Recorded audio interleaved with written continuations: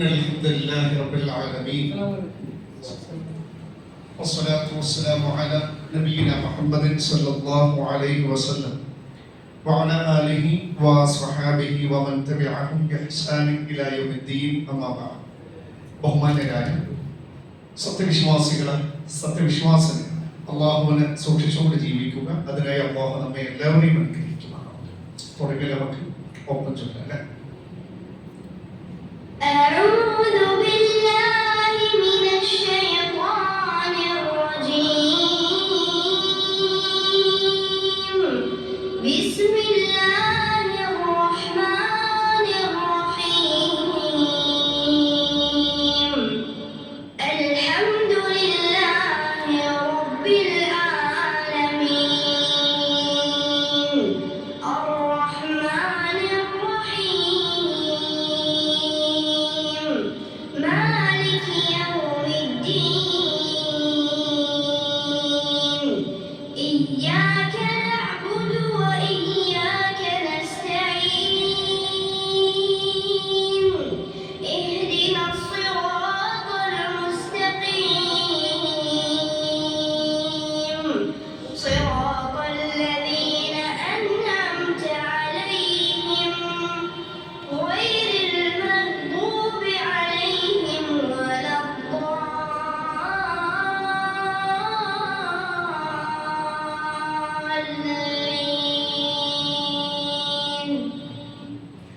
വിശ്വാസികളെ നമ്മുടെ സൂറത്തുൽ മുൽക്കിലെ 24-ാമത്തെ ആയത്തും അതിലെ വിഷയങ്ങളുമാണ് പഠിച്ചുകൊണ്ടിരിക്കുന്നത്. നമ്മൾ റമദാനിന് മുമ്പ് നിർത്തിയതാണ്. കഴിഞ്ഞ ആഴ്ച നമ്മൾ റമദാനിന് ശേഷമുള്ള നമ്മുടെ ഇബാദത്തുകളും അത് സ്വീകരിക്കേണ്ട കാര്യങ്ങളും അതിനുശേഷം അതിനെ തുടർന്ന് ചെയ്യേണ്ട പ്രവർത്തനങ്ങളും ഒക്കെയാണ് പറഞ്ഞത്. അല്ലാഹു അനുഗ്രഹിക്കട്ടെ. നമ്മൾ പഠിച്ചുകൊണ്ടിരിക്കുന്ന ഈ ആയത്ത് ആദം നബിയുടെ കഥ നമ്മൾ പകുതി വെച്ച് നിർത്തിയിരിക്കുകയാണ്. നമുക്കത് തുടരണം. നമുക്ക് ആദ്യം പഠിച്ചുകൊണ്ടിരിക്കുന്ന ഈ ആയത്ത് 2 തവണ ഒന്ന് ഓതിയിട്ട് നമുക്ക് തുടങ്ങാം. ഒപ്പം قل هو الذي ذرأكم في الأرض وإليه تحشرون قل هو الذي ذرأكم في الأرض وإليه تحشرون. ഇതിലെ ആശയം പറയുക, നബിയെ മനുഷ്യർക്ക് പറഞ്ഞു കൊടുക്കുക, നിങ്ങളെ ഭൂമിയിൽ പെരുപ്പിച്ചുണ്ടാക്കിയവൻ അവനത്രേ, അല്ലാഹുവത്രേ, അവനിലേക്ക് തന്നെ നിങ്ങൾ ഒരുമിച്ച് കൂട്ടപ്പെടുകയും ചെയ്യുന്നതാണ്. അപ്പൊ അല്ലാഹു ഈ കണ്ട എല്ലാ കോടാനുകോടി മനുഷ്യന്മാരെയും കഴിഞ്ഞു പോയതും ഇപ്പൊ നിലവിലുള്ളതും ഇനി വരാനിരിക്കുന്നതുമായ എല്ലാ മനുഷ്യന്മാരെയും ആദം ഹവ്വ ദമ്പതിമാരിൽ നിന്നാണ് ഉണ്ടാക്കിയിട്ടുള്ളത്, പെരുപ്പിച്ചുണ്ടാക്കിയതാണ്. ആദം നബി അലൈഹിസ്സലാത്തു വസ്സലാമിയും ഹവ്വ അലൈഹിസ്സലാമിയും അല്ലാഹു മറ്റൊരു ഉപരിലോകത്ത് വെച്ച് സ്വർഗത്തിൽ വെച്ചിട്ടാണ് അല്ലാഹു സൃഷ്ടിച്ചത്. അതിനുശേഷം ഉണ്ടായ ഇബ്ലീസുമായി ഉണ്ടായ പ്രശ്നങ്ങളൊക്കെ നമുക്കറിയാം. അങ്ങനെയാണ് ആദം നബി അലൈഹിസ്സലാത്തു വസ്സലാമക്ക് ആദ്യമായൊരു തെറ്റ്, ഒരു പിശക് പറ്റുകയാണ്. അതാണ് നമ്മൾ അവസാനം പറഞ്ഞു നിർത്തിയത്. ആദം നബി അലൈഹിസ്സലാത്തു വസ്സലാമക്ക് അങ്ങനെ ഒരു ആദ്യമായൊരു തെറ്റ്, അള്ളാഹു വിലക്കിയ ഖനി, ഒരു വൃക്ഷത്തില് പഴം ഭക്ഷിക്കരുത്, അതിനോട് എടുക്കരുത് എന്ന അള്ളാഹുവിന്റെ കൽപ്പനയെ ധിക്കരിക്കുന്നു, അല്ലെങ്കിൽ അതിനോട് അനുസരണക്കേട് കാണിക്കുന്നു. അത് എന്തുകൊണ്ട് വന്നു, അതിന്റെ കാരണം അന്വേഷിക്കപ്പെടാണ്. തൂണിൽ അമൽ, മോഹമായിരുന്നു. ഇനിയും ജീവിക്കണം, മരിക്കാതെ ജീവിക്കണം, സുഖങ്ങൾ മരണമില്ലാതെ എന്നെന്നും എന്റെ കൂടെ നിലനിൽക്കണമെന്ന മനുഷ്യന്റെ ഒരു ദുർബലതയെ ചൂഷണം ചെയ്തിട്ടാണ് ഇബ്ലീസ് ആദം നബിയെ കൊണ്ട് അങ്ങനെ ഒരു തെറ്റ് ചെയ്യിപ്പിച്ചത്. അപ്പൊ മിക്ക തെറ്റുകളുടെയും കാരണം അതിമോഹങ്ങളാണ്. ഇബ്ലീസ് നമ്മളെയും ആ അതിമോഹം വളർത്തിയിട്ടാണ് എന്ത് ചെയ്യുക, അപ്പൊ അധികാരമോഹം അല്ലെ, അധികാരമോഹം വന്നു കഴിഞ്ഞാല് ഹിറ്റ്ലർ ആ മോഹം കൊണ്ടാണ് 60 ലക്ഷം മനുഷ്യന്മാരെ കൊന്നത്, മുസോളിനി. നമ്മുടെ നാട് ഭരിക്കുന്നവരും ഈ അധികാര മോഹത്തിലൂടെ എന്തെല്ലാം തെറ്റുകളാണ്, എത്ര വർഗീയ കലാപങ്ങളാണ്, എത്ര വർഗീയ സംഘടനകളാണ്. ഇപ്പോഴും വളരെ മോശമായിട്ട് ഇവിടുത്തെ മുസ്ലിങ്ങളൊക്കെ എത്ര നീചമായ ഭാഷയിലാണ് നമ്മുടെ രാജ്യത്തെ പ്രധാനമന്ത്രി സംസാരിച്ചത് കഴിഞ്ഞ ദിവസങ്ങളിൽ നിങ്ങൾ കേട്ടിട്ടുണ്ടാവും. ഇതൊക്കെ അധികാര മോഹം കൊണ്ടാണ്. അപ്പൊ മിക്ക ആളുകളെയും ഇബ്ലീസ് പഠിപ്പിക്കുക ഈ മോഹം ജനിപ്പിച്ചിട്ടാണ്. അതുകൊണ്ട് അള്ളാഹു നമ്മളോട് പറഞ്ഞത്, മോഹങ്ങളെ നിയന്ത്രിക്കണമെന്നാണ് അള്ളാഹുവിന്റെ നിർദ്ദേശം. ആ വിഷയം നമ്മൾ കഴിഞ്ഞ ക്ലാസ്സിൽ നമ്മൾ പറഞ്ഞു. അതേപോലെ തന്നെ നമ്മുടെ മോഹങ്ങളെ നിയന്ത്രിക്കാനുള്ള മാർഗങ്ങളും നമ്മൾ കഴിഞ്ഞ ക്ലാസ്സിൽ പറഞ്ഞതാണ്. ഇനി നമുക്ക് പഠിക്കാനുള്ളത് ആദ്യം എനിക്ക് തെറ്റുപറ്റി എന്ന് മനസ്സിലായപ്പോ ആദം നബി എന്താണ് ചെയ്തത് എന്നുള്ളതാണ് നമുക്കിന്ന് പഠിക്കാനുള്ളത്. ആദം നബിക്ക് തെറ്റുപറ്റിയ ഉടനെ തന്നെ ആദം നബി അലൈഹി സ്വലാത്തു വസ്സലാം അള്ളാഹുവിനോട് തൗബ ചെയ്തു. തെറ്റുകൾ ഏറ്റുപറഞ്ഞ് അത് പൊറുക്കണമെന്ന് അള്ളാഹുവിനോട് അഭ്യർത്ഥിക്കുകയാണ്. അതാണ് മനുഷ്യരുടെ ഗുണം. അല്ലെങ്കിൽ ആദം നബി അലൈഹി സ്വലാത്തു വസ്സലാം അങ്ങനെ തൗബ ചെയ്തത് കൊണ്ടാണ് നമുക്ക് അള്ളാഹു ഒരു അവസരം കൂടി നൽകിയത്. അങ്ങനെ അള്ളാഹുവിനോട് തന്റെ തെറ്റുകൾ ഏറ്റുപറയുന്ന ആ വാക്യങ്ങൾ അള്ളാഹു തന്നെ നമ്മൾ അറിയിക്കുന്നുണ്ട്. ആദം നബി തന്റെ പാപങ്ങൾ പൊറുക്കാൻ വേണ്ടി അള്ളാഹുവിനോട് പ്രാർത്ഥിക്കുന്നു. قال ربنا ظلمنا أنفسنا وإن لم تغفر لنا وترحمنا لنكونن من الخاسرين. قال അവർ രണ്ടുപേരും പറഞ്ഞു. ആരൊക്കെ? ആദം നബി അലൈഹിസ്സലാമും ഹവ്വ അലൈഹിസ്സലാമും പറഞ്ഞു, റബ്ബന ഞങ്ങളുടെ റബ്ബേ വലംന ഞങ്ങൾ അക്രമം ചെയ്തിരിക്കുന്നു, അൻഫുസന ഞങ്ങളോട് തന്നെ അക്രമം ചെയ്തു, തെറ്റു പറ്റിപ്പോയി. ഇല്ലം തഗ്ഫിർ ലനാ വതർഹംന അല്ലാഹുവേ നീ ഞങ്ങളോട് കരുണ കാണിച്ചിട്ടില്ലെങ്കിൽ, ഞങ്ങളുടെ പാപങ്ങൾ പുറത്തു തന്നിട്ടില്ലെങ്കിൽ ലനകൂനന്ന മിനൽ ഖാസിരീൻ ഞങ്ങൾ നഷ്ടക്കാരിൽ ഉൾപ്പെട്ടു പോകുന്നു. അപ്പൊ നമ്മുടെ പാപങ്ങൾ പൊറുക്കാൻ ഈ പ്രാർത്ഥനാ ശകലം നമുക്ക് ഉപയോഗിക്കാം. ഇങ്ങനെയാണ് ഇതിലെ കാല മാറ്റിയിട്ട് റബ്ബന വലംന അൻഫുസന വഇല്ലം തഗ്ഫിർ ലനാ വതർഹംന ലനകൂനന്ന മിനൽ ഖാസിരീൻ. നമ്മുടെ അല്ലാഹു സുബ്ഹാനഹു തആല ആദം നബിയുടെ തൗബ തെറ്റുകൾ ഏറ്റുപറഞ്ഞു പൊറുക്കണേ എന്ന് ആവശ്യപ്പെട്ടു. അല്ലാഹു ആ തൗബ സ്വീകരിച്ചു. നമ്മുടെ ആ ഒരു വാർത്തയാണ് അല്ലാഹു സൂറത്തുൽ ബഖറയിലെ 37-ാമത്തെ ആയത്തിൽ പറയുന്നത്.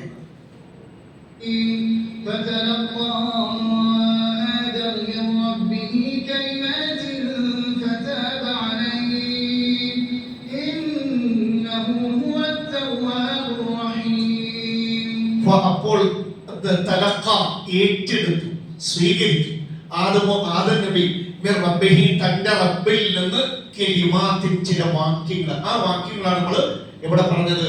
നമ്മുടെ ഈ റബ്ബന വലംന അൻഫുസന എന്ന വാക്യങ്ങൾ. അപ്പോൾ നമ്മുടെ ആദം നബി അലൈഹി സ്വലാത്തു വസ്സലാം തന്റെ റബ്ബിൽ നിന്ന് പശ്ചാത്താപത്തിന്റെ ചില വാക്യങ്ങൾ സ്വീകരിച്ചു. ആ വാക്യങ്ങൾ കൊണ്ട് അള്ളാഹുവിനോട് പൊറുക്കലിനെ തേടി. ഫതഅബ അലൈഹി ആദം നബിയുടെ തൗബ അള്ളാഹു സ്വീകരിച്ചു. ഇന്നഹു ഹുവ തവ്വാബുർ റഹീം അള്ളാഹു എല്ലാവരുടെയും പശ്ചാത്താപം സ്വീകരിക്കുന്നുണ്ട്. നമ്മൾ പശ്ചാത്തപിച്ചാലും കൊടും കുറ്റവാളി പശ്ചാത്തപിച്ചാലും അള്ളാഹു ആ പശ്ചാത്താപം സ്വീകരിക്കും. കാരണം ആരാണ് അള്ളാഹു? അർ-റഹീമാണ്, കരുണാനിധിയായ അള്ളാഹുവാണ്.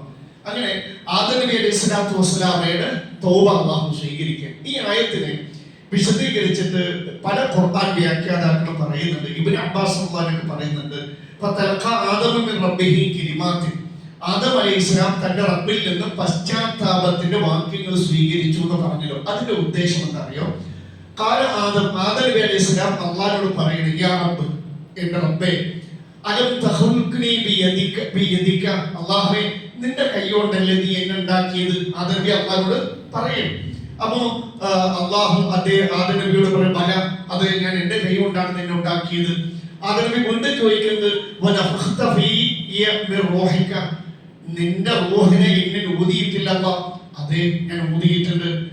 അതുപോലെ തന്നെ നീ എന്നെ ശ്രദ്ധിച്ചപ്പോ എന്റെ റൂഹ് ഇങ്ങനെ എന്റെ ജീവൻ ഇങ്ങനെ ശരീരത്തിലെത്തി. ആ സമയത്ത് എന്റെ റൂഹ് തലയിലെത്തിയപ്പോ ഞാൻ തുമ്മിയില്ല പടച്ചവനെ. അപ്പോ നിന്റെ അനുമതിയോടുകൂടി ഞാൻ എന്ത് ചെയ്തു? അൽഹംദുലില്ലാ എന്ന് പറഞ്ഞു. അപ്പൊ അല്ലാഹു നീ എനിക്ക് എന്ന് പറയുകയും ചെയ്തില്ലേ? എന്ന് വെച്ചാൽ ആദമേ ഞാൻ നിന്നെ അനുഗ്രഹിച്ചു, എന്റെ റഹ്മത്ത് നിന്നിൽ ചൊരിഞ്ഞു തന്നിരിക്കുന്നു എന്ന് അല്ലാഹു നീ പറഞ്ഞിട്ടില്ലേ? അപ്പോ ആദം നബി ആവശ്യപ്പെടുന്നത് അല്ലെങ്കിൽ അല്ലാഹുവിനോട് പറയുന്നത് വസബക്ത റഹ്മതക ഖലബക നിന്റെ കോപത്തെ നിന്റെ കാരുണ്യം അതിജയിച്ചു. അപ്പൊ ആദം നബി സൃഷ്ടിക്കപ്പെട്ടവന് അല്ലാഹു ചെയ്തിട്ട് എന്ന് പറഞ്ഞിട്ടുണ്ട്. ആദമേ ഞാൻ നിന്റെ മേൽ എന്റെ റഹ്മത്ത് ചൊരിഞ്ഞിരിക്കുന്നു. അപ്പൊ അല്ലാഹുവേ നിന്റെ റഹ്മത്ത് നിന്റെ കോപത്തെ മുൻകടന്നിട്ടുണ്ടല്ലോ. അപ്പൊ അല്ലാഹു പറഞ്ഞ അതേ ആദം ഞാൻ ഇങ്ങനെയൊക്കെ ചെയ്യുമെന്ന് നിനക്ക് അറിയാമായിരുന്നില്ല പടച്ചവനെ. അതേ ആദം എന്നിട്ട് ആദം നബി പറയുന്നത് അഫറഈത ഇൻ തുബ്തു വഹൽ ഹൽ അൻത റാജിഉ ഇലൽ ജന്ന. അല്ലാഹുവേ, ഞാൻ എന്റെ തെറ്റുകളൊക്കെ ഏറ്റുപറഞ്ഞ് പശ്ചാത്തപിച്ച് നല്ലൊരു മനുഷ്യനായിട്ട് അല്ലാഹുവേ ജീവിച്ചാൽ, ആ നിലയ്ക്ക് ഞാൻ തിരിച്ചു വന്നാൽ, നിന്റെ അടുക്കിലേക്ക് തിരിച്ചു വന്നാൽ എനിക്ക് എന്റെ സ്വർഗം, ഈ സ്വർഗലോകം അല്ലാഹുവേ നീ തിരിച്ചു തരുമോ? അപ്പൊ അല്ലാഹു വാക്ക് കൊടുത്തു, അതെ. ആദം നബി നമുക്ക് വേണ്ടി കൂടിയാണ് ആ ഉറപ്പ് മേടിച്ചത്. അപ്പൊ അല്ലാഹു നമ്മുടെ സ്വർഗം തിരിച്ചു തരും. അല്ലാഹു നമുക്ക് പതിച്ചു തന്ന സ്വർഗം തിരിച്ചു തരും. പക്ഷെ നമ്മൾ എന്ത് ചെയ്യണം? അല്ലാഹുവിനോട് തൗബ ചെയ്ത് പശ്ചാത്തപിച്ച് തെറ്റുകൾ തിരുത്തി നല്ല മനുഷ്യരായിട്ട് ജീവിക്കണം. എങ്കിലാണ് അല്ലാഹു നമ്മൾ എന്ത് ചെയ്യുക? സ്വർഗത്തിലേക്ക് പ്രവേശിപ്പിക്കുക. അങ്ങനെ വീണ്ടും ഈ ആയത്തിന് പശ്ചാത്താപത്തിന്റെ വചനങ്ങൾ ആദം തന്റെ റബ്ബിൽ നിന്ന് സ്വീകരിച്ചു എന്ന വാക്കിനെ മറ്റു ചില ഖുർആൻ വ്യാഖ്യാതാക്കൾ വിശദീകരിക്കുന്നുണ്ട്. ആദം നബി പാപം തെറ്റുപറ്റിയപ്പോൾ ആദം നബി തന്റെ റബ്ബിനോട്, അള്ളാഹുവിനോട് പറയുന്നത്, യാ റബ്ബ്, എന്റെ റബ്ബേ, അള്ളാഹുവിനെ ഞാൻ പശ്ചാത്തപിച്ചിട്ട് എന്റെ ജീവിതത്തെ നന്നാക്കിയിട്ട് ഞാൻ തിരിച്ചു വന്നാൽ എന്താണ് അള്ളാഹുവിന്റെ എന്റെ നിലപാട്? എന്നോടുള്ള അള്ളാഹുവിന്റെ നിലപാട് എന്തായിരിക്കും? അപ്പോ അള്ളാഹു ആദം നബിയോട് പറയുന്നത്, എങ്കിൽ നിന്നെ ഞാൻ സ്വർഗത്തിലേക്ക് തിരിച്ചു പ്രവേശിപ്പിക്കാം. അപ്പൊ നമ്മൾ സ്വർഗം തിരിച്ചു കിട്ടാൻ, അല്ലെങ്കിൽ നമ്മൾ സ്വർഗത്തിലെത്താൻ ചെയ്യേണ്ട രണ്ട് കാര്യങ്ങൾ. ഒന്ന്, നമ്മുടെ ജീവിതത്തെ നന്നാക്കുക. അള്ളാഹു പറഞ്ഞ പോലെ, നബിസല്ലാഹു പറഞ്ഞ പോലെ നന്നായിട്ട് ജീവിച്ചാൽ മതി. മനുഷ്യനാണ് തെറ്റുപറ്റും. നന്നായിട്ട് പോകുമ്പോൾ തന്നെ എവിടെയെങ്കിലൊക്കെ എന്തെങ്കിലുമൊക്കെ തെറ്റുപറ്റിയാൽ നമ്മൾ സങ്കടപ്പെടേണ്ട. തെറ്റുകൾ എന്ത് ചെയ്യാം? അതാത് സമയത്ത് ഏറ്റു പറഞ്ഞാൽ അല്ലാഹു സുബ്ഹാനഹു വ തആല നമുക്ക് സ്വർഗ്ഗലോകം തിരിച്ചു തരുന്ന അങ്ങനെ ഒരു ഉറപ്പാണ് ആര് മേടിച്ചത്? ആദം നബി അലൈഹി സ്വലാത്തു വസ്സലാം അല്ലാഹുവിൽ നിന്ന് മേടിച്ചത്. അങ്ങനെ ആദം നബിയുടെ പശ്ചാത്താപം സ്വീകരിച്ചുവെങ്കിലും അല്ലാഹു സുബ്ഹാനഹു വ തആല തൽക്കാല നടപടി ആദം നബിക്കെതിരെടുത്തു. ഇനി സ്വർഗ്ഗലോകത്ത് തിരിച്ചു വരണമെങ്കിൽ എന്ത് ചെയ്യണം? നമ്മുടെ ജീവിതം കൊണ്ട് തെളിയിക്കണം, തെറ്റുകൾ ചെയ്യില്ല, നല്ലവരായി ജീവിക്കും, അള്ളാഹുവിനെ അനുസരിക്കുമെന്ന് നമ്മൾ തെളിയിക്കേണ്ടിയിരിക്കുന്നു. അങ്ങനെയാണ് അല്ലാഹു സുബ്ഹാനഹു വ തആല പരീക്ഷണാർത്ഥം ആദം നബിയെയും ആദം നബിയുടെ ഭാര്യയെയും ഇബ്ലീസിനെയും ഒക്കെ എവിടേക്ക് പറഞ്ഞയക്കുന്നു? ഭൂമി ലോകത്തിലേക്ക് പറഞ്ഞയക്കുന്നു. ഇനി ഭൂമിയിലെത്തിയതാണ് നമ്മുടെ ആയത്ത്. നിങ്ങള് പെരുപ്പിച്ചുണ്ടാക്കിയവൻ, അത് ഭൂമിയിലെത്തിയതാണ് നടക്കുന്നത്. അല്ലാഹു സുബ്ഹാനഹു വ തആല ഈ ആയത്ത് ശരിക്കും അർത്ഥം കേൾക്കും. ആദം നബിയുടെ സങ്കടം എന്തായിരിക്കും? ഭൂമിക്ക് വരികയാണ്, എല്ലാം നഷ്ടപ്പെട്ടിട്ട് തിരിച്ചു കിട്ടണമെങ്കിൽ എന്ത് ചെയ്യണം? തൗബ ചെയ്യണം, അത് അല്ലാഹു സ്വീകരിക്കണം, ജീവിതം നന്നാക്കണം. അതുപോലെ ആദം നബി അലൈഹി സ്വലാത്തു വസ്സലാമിനെതിരെ അല്ലാഹു എടുത്ത തൽക്കാല നടപടി അല്ലാഹു പറയും, قال اهبطوا بعضكم لبعض عدو ولكم في الأرض مستقر ومتاع إلى حين. قال الله പറഞ്ഞു, اهبطوا, നിങ്ങൾ എല്ലാവരും ഇവിടെ ഇറങ്ങി പോവുക. അതിൽ ആരൊക്കെ പെട്ടു? ആദം നബിയുണ്ട്, ഹവ്വ അലൈഹിസ്സലാമുണ്ട്, ഇബ്ലീസും. ബഅദുകും ലിബഅദിൻ അദുവ്, നിങ്ങളിൽ ചിലർ ചിലരോട് ശത്രുക്കളാണ്. ഇങ്ങനെ ശത്രുതയും പകയിട്ട് കഴിയേണ്ടതല്ല ഈ ലോകം. ഇത് സ്വർഗം എന്താണ്? ദാറും സലാമാണ്, സമാധാനത്തിന് വീടാണ്. അവിടെ അസൂയയും പകയും കുരുറ്റും കിബിറുള്ളവരെ കേൾക്കൂല. സമാധാന പ്രിയരെ മാത്രമേ കേട്ടുള്ളൂ. നമ്മൾ സമാധാന പ്രിയരാണെന്ന് എന്ത് ചെയ്യണം? ഭൂമിയിലെ ജീവിതം കൊണ്ട് തെളിയിക്കണം. അള്ളാഹ് അത് ബോധ്യമാണ്. പോയിക്കോളൂ. വലക്കും ഫിൽ അർളി മുസ്തഖറുൻ വ മതാഉൻ, നിങ്ങൾക്ക് ഭൂമിയിൽ വാസസ്ഥലവും അള്ളാഹു പറയുന്നു ഒരുക്കിയിട്ടുണ്ട്. വ മതാഉൻ, ഭക്ഷണ വിഭവങ്ങളുണ്ട്. പക്ഷെ എല്ലാ കാലത്തിലും ഇല്ല. ഇലാഹി, ഒരു നിശ്ചിത അവധി വരെ, എന്ന് വെച്ചാൽ നമുക്കൊക്കെ അള്ളാഹു മരണം വരെ ഇവിടെ ജീവിക്കാനുള്ള സൗകര്യങ്ങളുണ്ട്, വിഭവങ്ങളും അള്ളാഹു സജ്ജീകരിച്ചിട്ടുണ്ട്. ഇലാഹി എന്ന വാക്ക് നമ്മുടെയൊക്കെ അവധി മരിക്കുന്നത് വരെ മാത്രം. അത് കഴിഞ്ഞാൽ ഈ ഭൂമിയിലെ സർവ്വ സൗഭാഗ്യങ്ങളും നഷ്ടപ്പെടും. അതിനു മുമ്പ് നിങ്ങൾ എന്ത് ചെയ്യണം? ഒരിക്കലും നശിക്കാത്ത സ്വർഗത്തിലെ സൗഭാഗ്യങ്ങൾ നേടാൻ വേണ്ടി നിങ്ങളുടെ ഭൂമിയിലെ ജീവിതം സമയം ഉപയോഗപ്പെടുത്തുന്നത് കൂടിയാണ് ആദം നബി അലൈഹി സ്വലാത്തു വസ്സലാമയെ ആദം നബിയുടെ മക്കളായ നമ്മളെ അള്ളാഹു അറിയിക്കുന്നത്. അങ്ങനെ ആദം നബി അലൈഹി സ്വലാത്തു വസ്സലാം ഭൂമിയിലേക്ക് വരികയാണ്. എവിടെയാണ് ആദം നബി ഉപരിലോകത്ത് ഭൂമിയിൽ വന്നിറങ്ങിയത്? ഇബ്നു അബ്ബാസ് റളിയല്ലാഹു അൻഹു പറയുന്നുണ്ട് ഉഹ്ബിത ആദം ഇലൽ അർളി യുഖാലു ലഹ ദഹ്ന ബൈന മക്ക വ ത്വായിഫ്. ഒരു അഭിപ്രായമാണ് ആദം നബി അലൈഹി സ്വലാം ഭൂമിയിൽ വന്ന് ഇറങ്ങിയത് മക്കയുടെയും ത്വായിഫിന്റെയും ഇടയിലുള്ള ദഹ്ന എന്ന സ്ഥലത്താണെന്നാണ് ഒരു അഭിപ്രായം. മറ്റൊരു അഭിപ്രായം നോക്കാം. ഇബ്നു ഉമർ റളിയല്ലാഹു അൻഹു പറയുന്നത് ഉഹ്ബിത ആദം ബിസ്വഫ. ആദം നബി അലൈഹി സ്വലാത്തു വസ്സലാം ഇറങ്ങിയത് മക്കയിലെ സഫ എന്ന കുന്നിലാണ്. ഹവ്വ അലൈഹിസ്സലാം ഇറങ്ങിയത് മർവ തൊട്ടപ്പുറത്തുള്ള മർവ എന്ന കുന്നിലാണ്. എന്നാൽ ഹസൻ റളിയല്ലാഹു പോലെയുള്ള മറ്റു ചിലർ അഭിപ്രായപ്പെടുന്നത് എന്നാൽ കൂടുതൽ സാധ്യത ഈ മൂന്നാമത്തെ അഭിപ്രായത്തിലാണ്. ആദം ആദം നബി അലൈഹി സ്വലാത്തു വസ്സലാം ഭൂമിയിൽ വന്നിറങ്ങിയത് സാക്ഷാൽ നമ്മൾ ജീവിക്കുന്ന ഇന്ത്യയിലാണ്. ഹവ്വ അലൈഹിസ്സലാം ഭൂമിയിൽ വന്നിറങ്ങിയത് ജിദ്ദൻ അങ്ങനെ പേര് കിട്ടിയത് വല്യമ്മ. അപ്പോ സത്യത്തിൽ ഇതിലെ ഏതോ അഭിപ്രായമാകാം. കൂടുതൽ സാധ്യത ആദം നബി അലൈഹി സ്വലാത്തു വസ്സലാം എവിടെയാണ്? ഇന്ത്യ. പണ്ട് ഈ ഇന്ത്യ എന്ന് പറയുമ്പോൾ പണ്ട് ഈ ആദം നബിയുടെ കാലത്ത് അല്ലെങ്കിൽ പഴയ കാലത്തൊന്നും ഈ പറഞ്ഞ പോലെ ഉപഭൂഖണ്ഡങ്ങൾ ഏഷ്യൻ വൻകര അല്ലെ ആഫ്രിക്കൻ വൻകര യൂറോപ്യൻ വൻകര ഇത് ബാധിച്ചിട്ടില്ല. അപ്പൊ കാലത്ത് ആസിയ ഏഷ്യൻ വൻകരയിൽ എവിടെയാണ്? ഇന്ത്യയാകാം, ശ്രീലങ്കയാകാം. അപ്പൊ ശ്രീലങ്കയിൽ ഒരു ആദം മല ഉണ്ടല്ലോ, അറിയില്ല ശ്രീലങ്കയിലല്ലേ? ഒരു ആദം മല. അതിന്റെ പിന്നിൽ ഇങ്ങനൊരു ഒരു ചരിത്രം കൂടി ഉണ്ട് എന്ന് പറയപ്പെടുന്നുണ്ട്. അപ്പൊ ഒരു കാര്യം ഉറപ്പാണ്, ഈ ഏഷ്യൻ വൻകരയിൽ എവിടെയോ ആണ് ആദം നബി ഇറങ്ങിയത്. മാത്രമല്ല ആദം നബിന്റെ അടുത്ത ആഴ്ച നമുക്ക് ഇത് കുറച്ചുകൂടി ബോധ്യപ്പെടും. ആദം നബിന്റെ മക്കൾ തമ്മിൽ കശപിശയുണ്ടാക്കുകയും ഒരാൾ മറ്റൊരാൾ വധിക്കുകയും ചെയ്തൊരു കഥ നമ്മുടെ ആദം നബിയുടെ മക്കളുടെ കഥയിൽ പറയുന്നുണ്ട്. ഹാബീലിനെ കൊന്നു. നോക്കണേ, അവിടെ ആ മറവ് ചെയ്യാൻ കൊല ആദ്യത്തെ കൊലയാണ്. എന്ത് ചെയ്യണമെന്നറിയാതെ കുടുങ്ങി നിന്നൊരു ഘട്ടം. ആദ്യത്തെ മരിപ്പാണ്, ഇങ്ങനൊരു സംഭവമല്ല, അത് എന്ത് ചെയ്യണമെന്ന് അറിയില്ല. അങ്ങനെ കുടുങ്ങി നിൽക്കുന്നവരാണ് അള്ളാഹു ഇതിനെ മറവ് ചെയ്യുന്ന ആരിലൂടെ പഠിപ്പിച്ചത്? ഒരു കാക്ക. അവിടെ അള്ള പറഞ്ഞ പ്രയോഗം കാക്കയെ നിയോഗിച്ചു എന്നാണ്. ഇവിടെ ചരിത്രകാരന്മാർ പറയുന്നത് കാക്കയുടെ ഉത്ഭവം ഇന്ത്യയാണ്, ഏഷ്യൻ വൻകരയാണ്. അപ്പൊ ആദം നബിയുടെ മക്കൾ ഇന്ത്യയിൽ ഉണ്ടായി. ഒരു വേള നമ്മുടെ ഇവിടുത്തെ ഹൈന്ദവ സഹോദരന്മാരുടെ ചില ആചാരങ്ങളൊക്കെ ഈ പറഞ്ഞ ആദം നബിയും അവരുടെ മക്കളുമായി ചേർന്ന് വരുന്നത് കാണും. അപ്പൊ ഈ കാക്കയാണല്ലോ ഈ കൊലയാളിയായ ആളെ ഒരു പ്രശ്നത്തിൽ നിന്ന് ഒരു മോചനം. അപ്പൊ അതുകൊണ്ടായിരിക്കാം, അറിയില്ല, നിങ്ങളൊന്ന് അന്വേഷിക്കുക. ആ ബലിക്കാക്ക അല്ലെ, നമ്മൾ ബലിച്ചോ, അപ്പൊ അവര് ആ ബലിക്കാക്ക വന്ന് തിന്നാൽ മോക്ഷം കിട്ടും. അപ്പൊ അങ്ങനെ ഈ വഴിതെറ്റി പോയതാകാം. അപ്പൊ നമ്മള് ഒമ്പറക്ക് വെള്ളം എടുത്ത് ഹജ്ജിന് വേണ്ടി മക്കയിലേക്ക് പോകുമ്പോ ചിലപ്പോ ഇംഗ്ലീഷ് എന്താ പറയാ, വലത്വാലി, ഒരേ വിഷയത്തിലൂടെ തന്നെ നമ്മളെ പഠിപ്പിക്കുക. നമസ്കരിപ്പിച്ചുകൊണ്ട് തന്നെ നമസ്കാരത്തിൽ പല പിഴവുകൾ ഉണ്ടാവും. അപ്പൊ ഇതിന് ഫലം ഉണ്ടാവും. അപ്പൊ നീ ചിലപ്പോ അതുകൊണ്ടായിരിക്കും കറുപ്പും ഇട്ടിരുന്ന അത് എങ്ങോട്ട് മാറ്റി ശബരിമലയിലേക്ക് മാറ്റിയിട്ടുണ്ടാവും.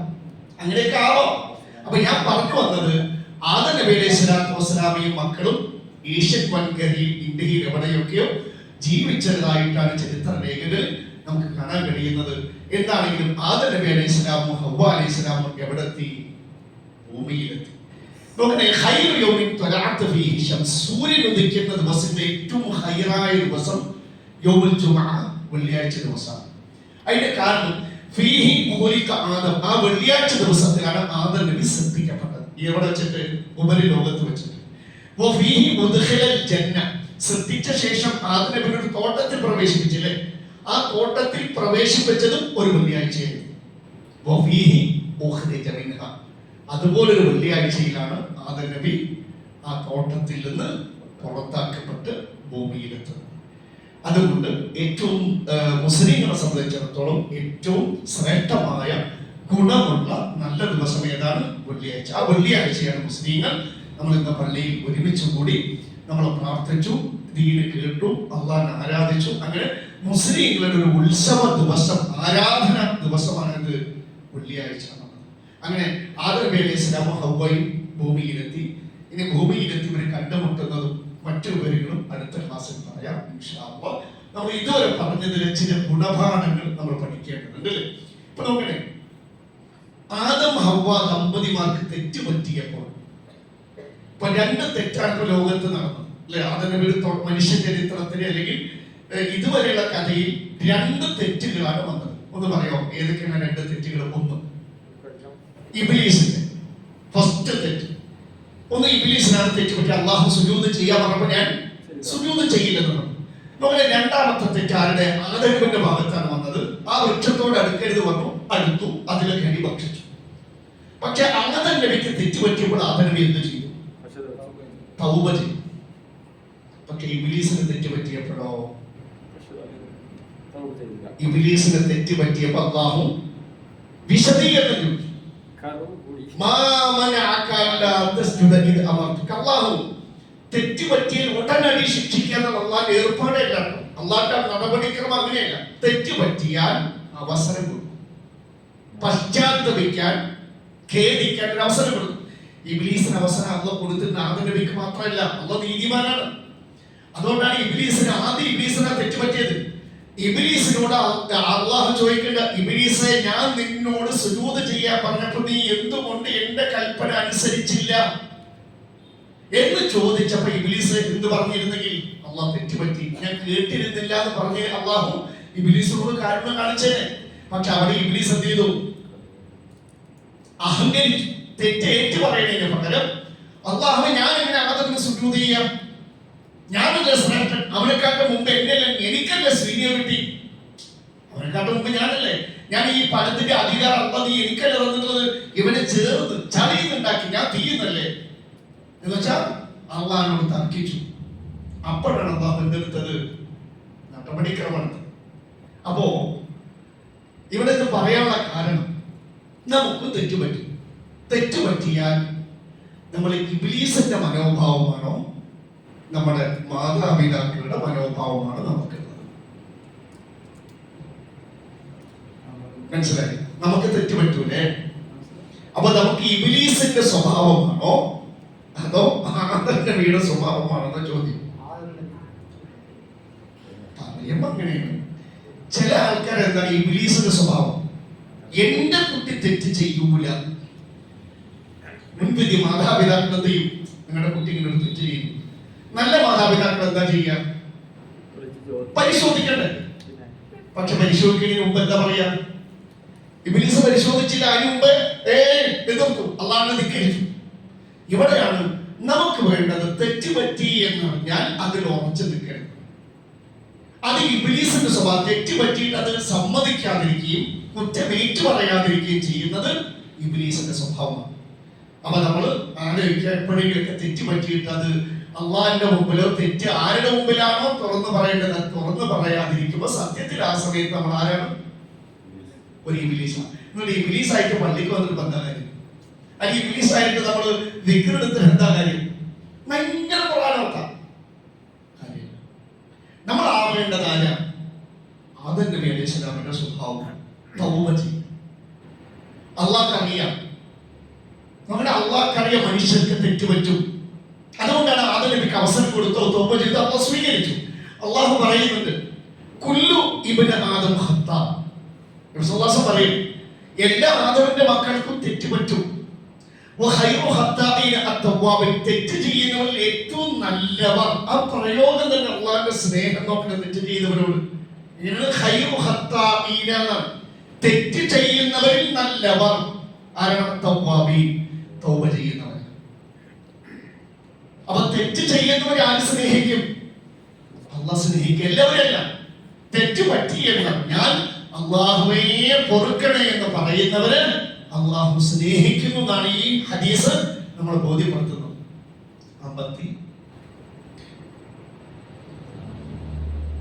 53 അപ്പോ അള്ളാഹു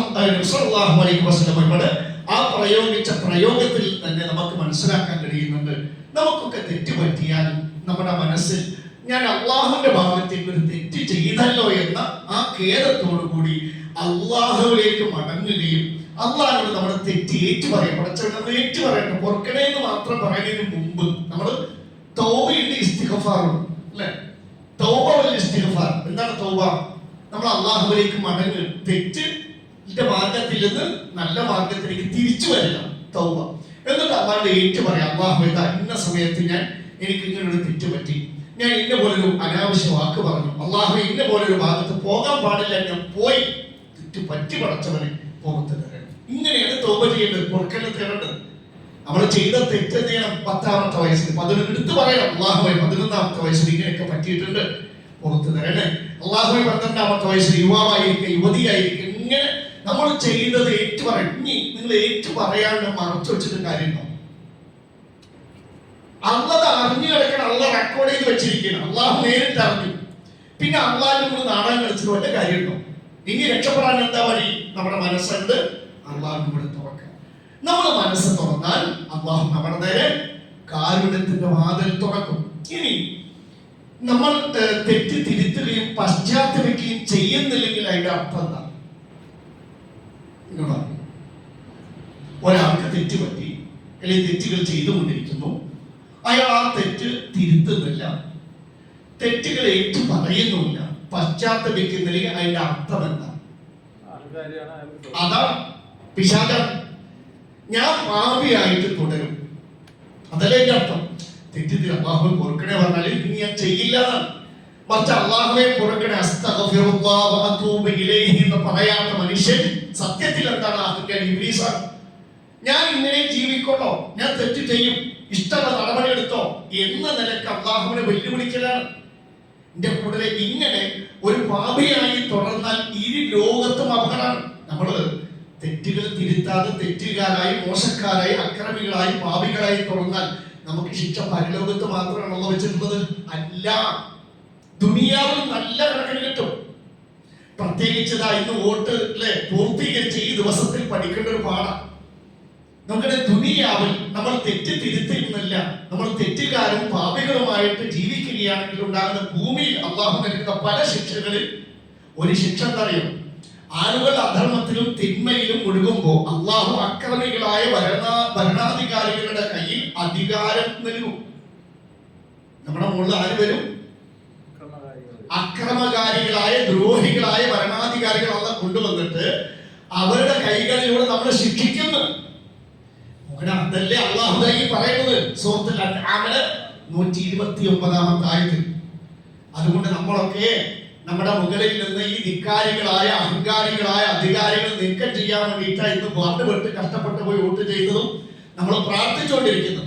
നമ്മളെ പ്രവർത്തിച്ചാൽ പോരാ, പ്രാർത്ഥിച്ചാൽ പോരാ, നമ്മുടെ ജീവിതം ശരിയാക്കണം, നന്നാകണം, തെറ്റിൽ നിന്ന് മുക്തമാകണം. എന്നിട്ട് പ്രവർത്തിക്കാം, എന്നിട്ട് പ്രാർത്ഥിക്കാം, എങ്കിലേ ഫലം ഉണ്ടാവുള്ളൂ. അള്ളാഹു പറയുന്നു, وكذلك نولي بعض الظالمين بعضا بما كانوا يكسبون. അപ്രകാരം ആ അക്രമികളിൽ ചിലർക്ക് നാം കൂട്ടാളികളാക്കുന്നു. അവർ സമ്പാദിച്ചു കൊണ്ടിരുന്നതിന്റെ ഫലമത്ര അത്. ഇവിടെ നമ്മൾ നുവല്ലി എന്ന വാക്കിന് ഇവിടെ കൂട്ടാളികളാക്കുന്നു എന്നാണ്. ശരിക്കും മറ്റൊരർത്ഥം കൂടിയുണ്ട്, മേലധികാരികളാക്കുന്നു എന്നൊരർത്ഥം. അങ്ങനെ വരുമ്പോൾ എന്താ അർത്ഥം? അപ്രകാരം നുവല്ലി ബഅദ ളാലിമീന, ചില അക്രമികളെ നാം മേലധികാരികളാക്കും. ചിലരുടെ മുകളിൽ അക്രമികളായ ജനങ്ങളെ, അക്രമികളായ ആളുകളെ മേലധികാരികളാക്കും. അതല്ലേ കഴിഞ്ഞ 10 വർഷമാണ് കണ്ടത്. എന്തുകൊണ്ടാണ് അള്ളാഹു അങ്ങനെ നമുക്ക് മുകളിൽ അക്രമികളെ, ജനങ്ങളെ ദ്രോഹിക്കുന്ന അധികാരികളെ നമ്മുടെ മുകളിൽ കൊണ്ടുവരുന്നത്? എന്തുകൊണ്ടാണ്? ബിമാ കാനൂ യക്സിബൂൻ, അവർ തെറ്റുകൾ സമ്പാദിച്ചു, പാപങ്ങൾ ചെയ്തു കൂട്ടിയ കാരണത്താൽ എന്നാണ്. അപ്പൊ നമ്മുടെ ഈ ആയത്തിന് മഹാന്മാരായ ഖുർആൻ വ്യാഖ്യാതാക്കൾ 2-3 തഫ്സീറുകളിൽ എഴുതി വെച്ച അർത്ഥം നമുക്ക് പരിശോധിക്കാം. ഈ ആയത്തിന് അർത്ഥം പറയും, നുസല്ലിത്തു ളാലിമീന മിനൽ ഇൻസി ബഅദഹും അലാ ബഅദിൻ ഫിദ് ദുനിയ, മനുഷ്യരിലെ അക്രമികളായ ജനങ്ങളെ ചിലരുടെ അധികാരികളാക്കും, ദുനിയാവിൽ അധികാരികളാക്കും. എന്തുകൊണ്ടാണ്? ബിസബബി മാ യഅമലൂനഹു മിനൽ മആസി, ആ ജനങ്ങള് തെറ്റുകൾ ചെയ്ത കാരണത്താൽ. അപ്പൊ ഈ മോശപ്പെട്ട അധികാരികൾ നമ്മുടെ മുകളിൽ നിന്ന് പോകണമെങ്കിൽ എന്ത് ചെയ്യണം? നമ്മൾ പാപങ്ങൾ ചെയ്യാൻ പാടില്ല. പാപം അള്ളാഹു ഈ ഷർറിനെ നീക്കി തരില്ല. നോക്കണേ, ഇബ്നു കതീർ റഹ്മഹുല്ലാ ഈ ആയത്തിന് അർത്ഥം പറഞ്ഞു. നോക്കണേ, ഈ ആയത്തിന് ഇബ്നു കതീർ റഹ്മഹുല്ലാ അർത്ഥം പറഞ്ഞത് നുസല്ലിത്തു ബഅദഹും അലാ ബഅദ്, അവരിൽ ചില അക്രമികള് ചിലരുടെ അധികാരികളാണ്. അങ്ങനെ എന്ത് ചെയ്യും? വനുഹ്ലികു ബഅദഹും ബിബഅദ്, അങ്ങനെ ആ അക്രമികളായ അധികാരികളെ കൊണ്ട് അവരിൽ ചിലരെ നശിപ്പിക്കും. കണ്ടോ? മാത്രമല്ല വനന്തഖിമു മിൻ ബഅദിഹിം ബിബഅദ്, ആ അക്രമികളായ അധികാരികളെ കൊണ്ട് ചിലരെ അല്ലാഹു ശിക്ഷിക്കും. അങ്ങനെ തന്നെയാണ് തഫ്സീറുകളിൽ ഇതിനർത്ഥം പറയുന്നത്. എന്തുകൊണ്ട്? ജസാഉൻ അലാ ദുൽമിഹിം വബഗിഹിം, എന്തുകൊണ്ടാണ് അല്ലാഹു ഈ അക്രമികളെ മുകളിൽ കൊണ്ടുവന്ന് ആ അക്രമികളെ കൊണ്ട് ചിലരെ നശിപ്പിക്കുക, ചിലരെ ശിക്ഷിക്കുക? എന്തുകൊണ്ടാണ്? ആ ജനങ്ങൾ, അവിടുത്തെ വിശ്വാസികൾ, അവിടുത്തെ മുസ്ലിങ്ങൾ എന്ത് ചെയ്തു?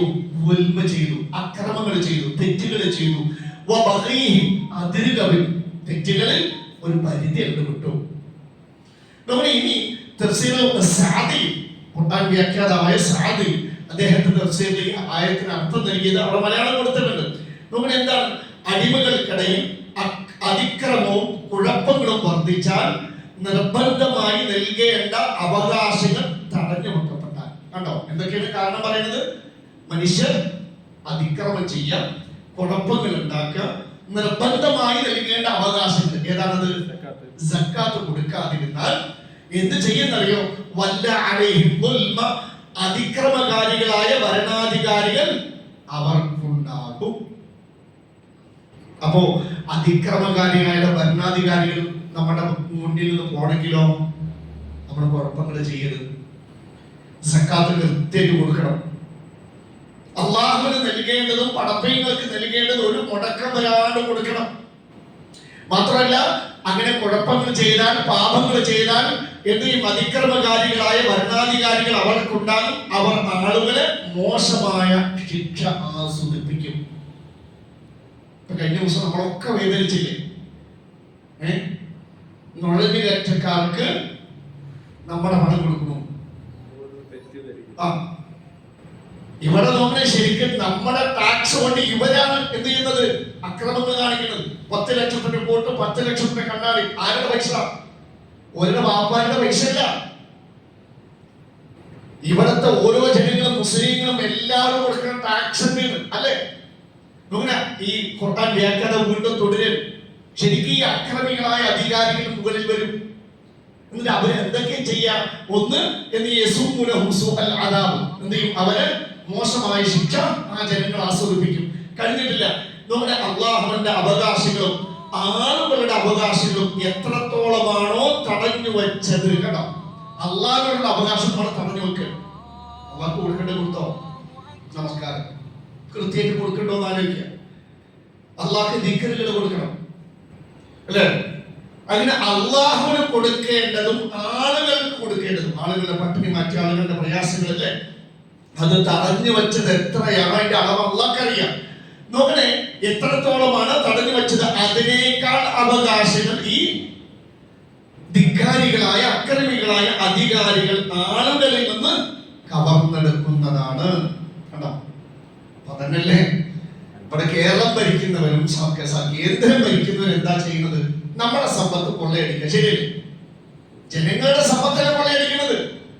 എന്നിട്ട് കൊള്ളയടിച്ച് കാശ് ഖജനാവ് മുട്ടിപ്പിച്ചിട്ട് എന്ത് ചെയ്യാ? പിന്നെ പാവം ഓട്ടോറിക്ഷ തൊഴിലാളികളുടെ, അല്ലെ, ആളുടെ സാധു ജനങ്ങൾ അവലംബിക്കുന്ന ഒരു വാഹനമാണ് ഓട്ടോറിക്ഷ.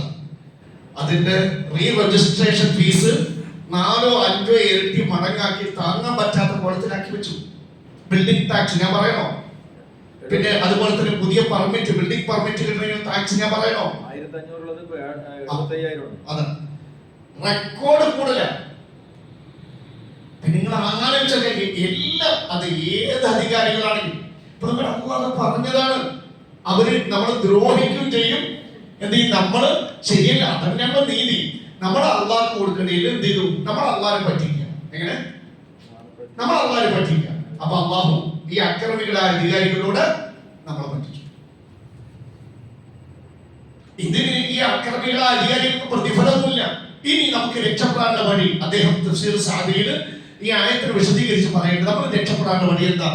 അതേപോലെ അടിമകൾ മനുഷ്യർ നീതിയുള്ളവരും നേരുള്ളവരുമാണെങ്കിൽ, അപ്പൊ നമ്മൾ നീതിയും നേരുമുള്ളവരാണ്, നേരും നിറിവുമുള്ളവർ, സത്യത്തിന്റെ ആളുകളാണെങ്കിൽ അള്ളാഹു അവരുടെ ഭരണാധികാരികളെ നന്മയുള്ളവരാക്കുകയും അവരെ നീതിയുടെയും ന്യായത്തിന്റെയും നേതാക്കളാക്കുകയും ചെയ്യും. അക്രമത്തിന്റെയും അനീതിയുടെയും ഭരണാധികാരികളല്ല. അവ നീതിയും നിറവുമുള്ള സത്യത്തിന് വേണ്ടി നിലകൊള്ളുന്ന നല്ല സ്വാലിഹീങ്ങളാണ് നമ്മളെങ്കിൽ അള്ളാഹുദയും നമ്മുടെ മുകളില് ഈ ധിക്കാരികളായ അധികാരികളൊക്കെ നീക്കി ആരെ കൊണ്ട് ഒരു നീതിമാന്മാരായ സ്നേഹമുള്ള നല്ല നല്ല അധികാരികൾ അള്ളാഹു നമ്മുടെ മുകളിൽ കൊണ്ടുവന്ന് തരുന്നു. അപ്പൊ നമ്മൾ ആലോചിച്ചുകൊണ്ട് ഈ ആയത്തിന് വിശദീകരിച്ചുകൊണ്ട് ഈ ആയത്തിന് വിശദീകരിക്കാവുന്ന നബിയുടെ ഒരു വചനമുണ്ട്. സമയമായോ? നബി സല്ലല്ലാഹു അലൈഹി വസല്ലമ 52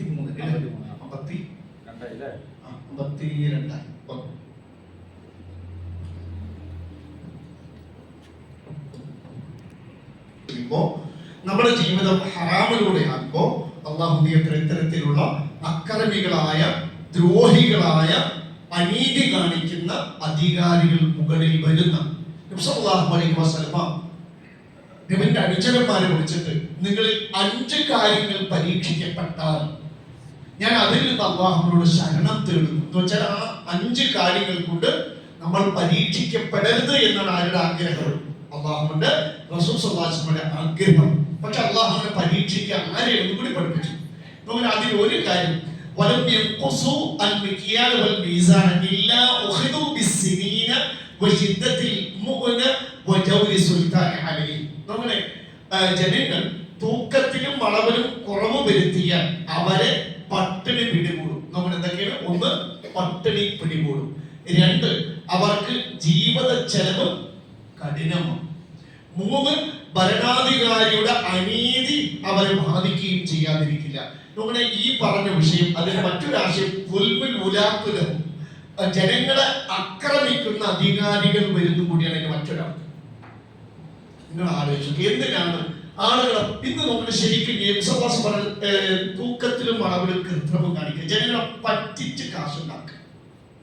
പെട്രോൾ പമ്പുകളിലൊക്കെ നടക്കുന്ന അല്ലെ, ഇപ്പോ ഗ്യാസിന്റെ വില കൂട്ടി മഹാപറ്റിക്കൽ ജനങ്ങളെ ശരിക്കും അധികാരികൾ മുതൽ താഴെ തട്ടിലുള്ള കച്ചവടക്കാർ വരെ പല എല്ലാവരും ഇല്ലാട്ടെ, എന്നാൽ സത്യസന്ധമായി കച്ചവടം ചെയ്യുന്നവർ കച്ചവടത്തില് ആ നേരും നിറവും വിശ്വസ്തതയും കാത്തു സൂക്ഷിക്കുന്നുണ്ട്. അവര് ശുഹദാക്കളോടൊപ്പം അമ്പിയാക്കന്മാരുടെ സ്വർഗത്തിൽ വസിക്കുമെന്ന് സന്തോഷ വാർത്ത കൊടുത്തവരുണ്ട്. അവരെ മാറ്റി വെക്കുന്നു. പക്ഷേ ആ കുറഞ്ഞ നല്ല മനുഷ്യന്മാരെ മാറ്റി നിർത്തിയാൽ ബഹുഭൂരിഭാഗം ആൾക്കാരും ഈ രൂപത്തിൽ എന്ത് ചെയ്യുന്ന അവരുടെ ധനസമ്പാദനത്തിൽ ഹറാമ് കലർന്നാൽ അള്ളാഹു പരീക്ഷിക്കും. ഇപ്പൊ ജനങ്ങൾ എന്തിനാണ് ആളുകളെ പറ്റിച്ച് ചൂഷണം ചെയ്ത് ഇങ്ങനെ കാശുണ്ടാക്കുന്നത്? പട്ടിണി മാറ്റാനല്ലേ, സുഖമായിട്ട് ജീവിക്കാനല്ലേ. പക്ഷെ അങ്ങനെ ഒരു നാട്ടിൽ അങ്ങനെ ഒരു പ്രശ്നം വന്നതെയും പട്ടിണി വർദ്ധിക്കും. നിങ്ങൾ ആലോചിച്ചപ്പോ നമ്മുടെ നാട്ടിൽ മഴ പെയ്യാണ്ട് എങ്ങനെയും തുടർന്നാലോ, ഒരു കൊല്ലയിൽ തുടർച്ച പോയാലോ ഉണ്ടാക്കിയ കാശ് തിന്നാൻ പറ്റുമോ? ഇത് ഉണ്ടാകണ്ടേ, ഫലങ്ങൾ ഉണ്ടാവണ്ടേ. ഇവിടുന്ന് പോണ്ടി വരും. ഏതെങ്കിലൊക്കെ നാട്ടിലേക്ക് വെള്ളമുള്ള ഭാഗത്ത് അഭയാർത്ഥികളായിട്ട് വേറെ എവിടെയെങ്കിലൊക്കെ പോയി ടെന്റ് കെട്ടി താമസിക്കേണ്ടി വരും. നമ്മൾ തിരിച്ചറിയാം. അതുകൊണ്ട് ഇവിടെ ശരിക്കും പിന്നെ ഏറ്റവും വലിയ വിപത്താണ് ഇത്. അക്രമികളായ അധികാരികൾ, അനീതി കാണിക്കുന്ന അധികാരികൾ എന്ത് ചെയ്യും? നമ്മുടെ മുകളിൽ വരുന്ന വിശ്വാസം പറഞ്ഞത്. അപ്പൊ അക്രമികളായ അധികാരികൾ, അനീതി കാണിക്കുന്ന അധികാരികൾ നമ്മുടെ മുകളിൽ നിന്ന് പോകണമെങ്കിൽ നമ്മൾ എന്ത് ചെയ്യണം? നമ്മുടെ സമ്പാദ്യം ശുദ്ധമാണ്. ഒരിക്കലും നമ്മുടെ ആഹാരം ഉപയോഗിക്കുന്ന കാര്യങ്ങൾ സമ്പത്തിൽ ഹറാം ലവലേശം പോലും ഉണ്ടാകാൻ പാടില്ല.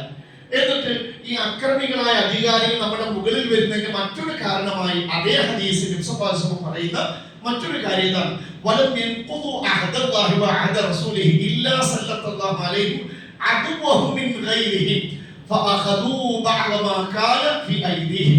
അല്ലാഹുവിനോടും ശരിക്കും കേൾക്കുക, വായിക്കുകയും ചെയ്യുന്നുണ്ട്. അല്ലാഹുവിനോടും അവന്റെ പ്രവാചകനോടും ചെയ്ത ഉടമ്പടികൾ ലംഘിക്കുന്നവരെ കണ്ടോ?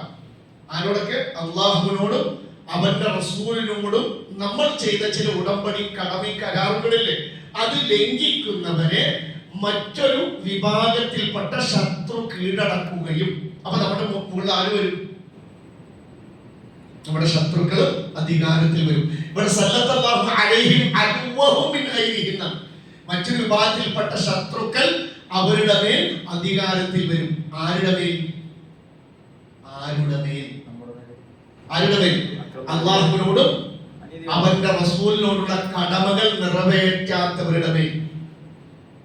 അതുകൊണ്ട് എന്തുകൊണ്ടാണ് ഈ ധിക്കാരികളായ അധികാരികൾ ഇപ്പോഴും തുടരുന്നത്? ഇനി ചിലപ്പോ ഈ ഇലക്ഷന് കൊണ്ടവർ വരികയാണെങ്കിൽ അതിന്റെ അർത്ഥം എന്താ? അതിന്റെ അർത്ഥം എന്താ? നബി പറഞ്ഞു, നബി കളവ് പറയില്ലല്ലോ. അതിന്റെ അർത്ഥം എന്താ? നമ്മൾ അള്ളാഹുവിനോടും റസൂലിനോടും ധിക്കാരം കാണിക്കുന്നു, നമ്മൾ തിരുത്തുന്നില്ല. നമ്മുടെ മനസ്സിൽ ഇങ്ങനെ വിചാരം എന്താ? നമ്മൾ മുസ്ലിങ്ങൾ, ഇബ്ലീസ് അതിനെ പറ്റിക്കുക. ഇബ്ലീസ് എവിടെ കൂടെ പിടിക്കും? നമ്മൾ കഴിഞ്ഞ കുറച്ച് ആഴ്ചകൾക്ക് മുമ്പ് പറഞ്ഞ ഈ കഥ പഠിക്കുമ്പോൾ പിന്നിലൂടെ പിടിക്കും. മുന്നിലൂടെ നമ്മൾ പഠിപ്പിക്കും, പിന്നിലൂടെ പഠിപ്പിക്കും. എന്താ പിന്നിലൂടെ പഠിപ്പിക്കുക? നമ്മളെ കൊണ്ട് തെറ്റുകൾ ചെയ്യിപ്പിക്കും. പക്ഷെ നമ്മൾ അറിയില്ല തെറ്റ് ചെയ്യുന്നത് നമ്മൾ തെറ്റുകാരാണ്, നമ്മൾ അറിയില്ല. നമ്മൾ വലിയ ആൾക്കാരാണ്, ദീനിന്റെ ആൾക്കാരാണെന്നുള്ള ചിന്തയിൽ നമ്മൾ ഉണ്ടാക്കാം. പക്ഷെ നമ്മൾ തെറ്റുകൾ വരുന്നുണ്ടാവും. അതാണ് ഇബ്ലീസിന്റെ അടവ്. അതങ്ങനെ ഇവിടെ സംഭവിക്കുന്നത്. അതുകൊണ്ട് നമ്മുടെ മുകളിൽ നിന്ന് ധിക്കാരികൾ പോകണമെങ്കിൽ എന്ത് ചെയ്യണം? അള്ളാഹുവിനോടും റസൂലിനോടുമുള്ള കടമകൾ കൃത്യമായി നിർവഹിക്കുക. മറിച്ചാണെങ്കിൽ എന്താ പറ്റുക? അവര് അധികാരത്തിൽ തുടരുകയും ചെയ്യും. പിന്നെയോ ഇത് എത്ര ക്ലിയർ ആണല്ലേ പറഞ്ഞത്? അവരുടെ സമ്പാദ്യങ്ങൾ ഈ അക്രമികളായ അധികാരികൾ, ആ വാക്ക് എന്താ പറഞ്ഞത്? തട്ടിയെടുക്കും. ശരിക്കും തട്ടിയെടുക്കല്ലേ? 18 അല്ല, ഈ ബിൽഡിംഗ് ടാക്സിന്റെ പുറമെ വലിയ 1% സെസ് കൊടുക്കണം അല്ലേ? ടാക്സിന്റെ പുറമെ സെസ് വേറെ കൊടുക്കണം. ശരിക്കും കച്ചവടക്കാരൊക്കെ ഭയങ്കര പ്രയാസത്തിലാണ്. അത് ഇവിടെ ഈ അധികാരികളുടെ ദ്രോഹം മുസ്ലിങ്ങൾ മാത്രമല്ല, ഇവിടുത്തെ മൊത്തം ജനങ്ങൾ അനുഭവിക്കുന്നത്. ഈ പൊട്ടന്മാർക്ക് അത് മനസ്സിലാവണ്ടേ? ഒരു സാധനം വാങ്ങുമ്പോ 19 രൂപ ടാക്സ് ആണ്.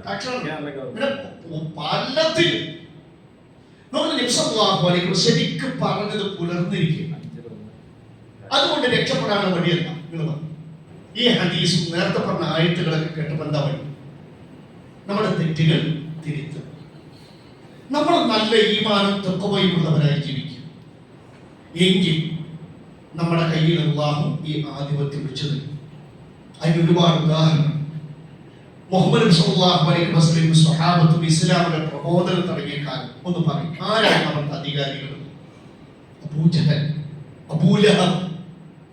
എന്തോരം ദ്രോഹങ്ങളാണ് മുസ്ലിങ്ങൾ അനുഭവിച്ചത്. പക്ഷെ അധികാരം പോയില്ല. അള്ളാഹു മക്കയുടെയും മദീനയുടെയും അധികാരം ആരുടെ കൈ വെച്ചു കൊടുത്തു? ആരുടെ കൈ വെച്ചു കൊടുത്തു? സ്വഹാബത്തിന്റെയും നബി സല്ലല്ലാഹു അലൈഹി വസല്ലം കൈ വെച്ചു കൊടുത്തു. എന്താ ഇതിന്റെ കാരണം? അതിനവർ ജീവിതം കൊണ്ട് യോഗ്യരായി. ഈ ധിക്കാരികളായ അഹങ്കാരികളായ ഭരണാധികാരികളെ നീക്കി തൽസ്ഥാനത്ത് മുഹമ്മദ് നബിയും സ്വഹാബത്തും വരാൻ മാത്രം ജീവിതം കൊണ്ട് അവരെന്തെയും നല്ലവരായപ്പോ അള്ളാഹു അവരെന്ത് ചെയ്യുന്നു? തിരിച്ചു കൊണ്ടുവന്നു. നമ്മൾ ആലോചിക്കേണ്ട വിഷയം. മക്ക ഫതഹുണ്ടായി. അനസ് മാലിക് പറയുന്നു, മക്ക വിജയം ഉണ്ടായപ്പോ നബി സല്ലല്ലാഹു അലൈഹി വസല്ലം മുസ്ലിങ്ങളോടായിട്ട് ഒരു വാഗ്ദാനം കൊടുത്തു. എന്താണ്? അന്നത്തെ വൻ സാമ്രാജ്യത്വം, വലിയ സാമ്പത്തികമായിട്ടാണെങ്കിലും വെപ്പൺസ്, ആയുധത്തിന്റെ കാര്യത്തിലാണെങ്കിലും അന്നത്തെ അതിശക്തരാണ് റോം പേർഷ്യൻ സാമ്രാജ്യങ്ങൾ. ഇന്ന് അമേരിക്ക പോലുള്ള, അമേരിക്കയും അതുപോലെ തന്നെ ബ്രിട്ടനും ഒക്കെ ചേർന്ന് നാറ്റോ സഖ്യത്തിന്റെ അതിനേക്കാൾ മുകളിൽ നിൽക്കുന്ന വലിയ സാമ്രാജ്യമായിരുന്നു റോം പേർഷ്യ. അപ്പൊ മക്കയും മദീനയും ഇസ്ലാമിന്റെ കീഴിൽ വന്നപ്പോൾ നബി സല്ലല്ലാഹു അലൈഹി വസല്ലം മുസ്ലിങ്ങളോട് പറഞ്ഞു, റോം പേർഷ്യയുടെ ആധിപത്യം മുസ്ലിങ്ങളുടെ കയ്യിൽ വരും. അപ്പൊ അന്നത്തെ മുനാഫിഖീങ്ങളും യഹൂദന്മാരും മുസ്ലിങ്ങളെ കളിയാക്കി. നബി സ്വഹാബത്തിനെ കളിയാക്കി. എന്താ കളിയാക്കിയത്? മിൻ ഐനലി മുഹമ്മദിൻ മുൽക്കു ഫാരിസ് വറൂം. മുസ്ലിം ഇവരെക്കാളും അതിശക്തരായ പ്രതാപികളായ റോമിന്റെയും പേർഷ്യയുടെയും ആ ആധിപത്യം മുഹമ്മദിന് എവിടെ നിന്ന് കിട്ടാനാ? എങ്ങനെ കിട്ടാനാ? അതൊന്നും നടക്കാമല്ല. അതൊക്കെ ദൂരെ ദൂരെ. മുഹമ്മദിന് ഇപ്പോ ഈ മക്കയുടെയും മദീനയുടെ ആധിപത്യം കിട്ടിയപ്പോ അവന് വലിയൊരു മോഹം. ഏത്? റോമും പേർഷ്യയുടെ ആധിപത്യം കിട്ടുന്നത്. അത് നടക്കാൻ പറ്റില്ല. എന്തുകൊണ്ട്? ആര് കളിയാക്കി? ജൂതന്മാരും മുനാഫിക്കും. അപ്പൊ അല്ലാഹു ഇറക്കിയ ആയത്താണ് قل اللهم مالك الملك تؤتي الملك من تشاء وتنزع الملك ممن تشاء وتعز من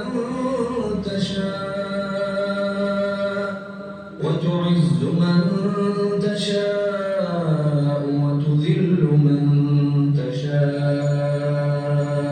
بيدك الخير إنك على كل شيء قدير.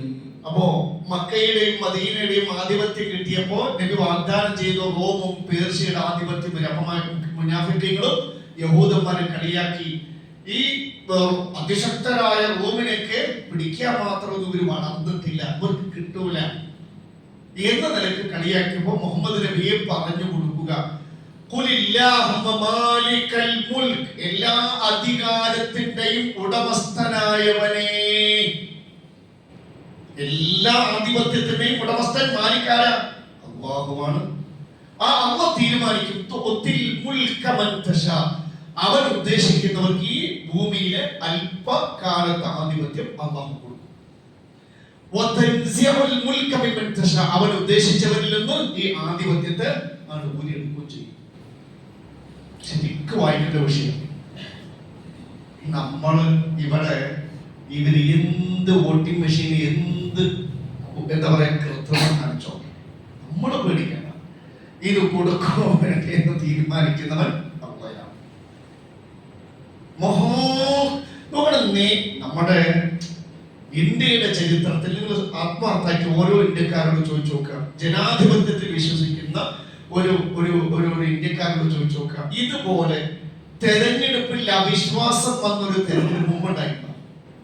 ഹക്ക് പറയുന്നു, വിശ്വാസം നഷ്ടപ്പെട്ടിരിക്കുന്നു. ആ ഇലക്ഷൻ കമ്മീഷനിൽ വരെ വിശ്വാസമല്ല, സുപ്രീം കോടതിയിൽ വരെ വിശ്വാസമില്ലാതായിരിക്കും. നമ്മുടെ സാക്ഷാൽ കേരളത്തിലാണ് ഇന്ന് വാർത്തയിൽ നിങ്ങൾ അറിഞ്ഞിട്ടുണ്ടാവും. പത്തനംതിട്ടയിൽ UDF വോട്ട് ചെയ്തു, പക്ഷെ വിവിപാറ്റില് സ്ലിപ്പ് വീണത് BJPന്റെ താമരക്കാണ്. പിന്നെ അത് പരാതിയൊക്കെ കൊടുത്തിട്ടുണ്ട്. അല്ലാഹു അഅലം.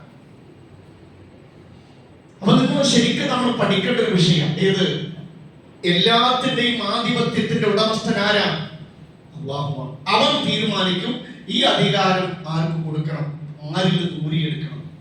അതുകൊണ്ട് അവനെ വിളിക്കുക, അവനോട് പറയുക,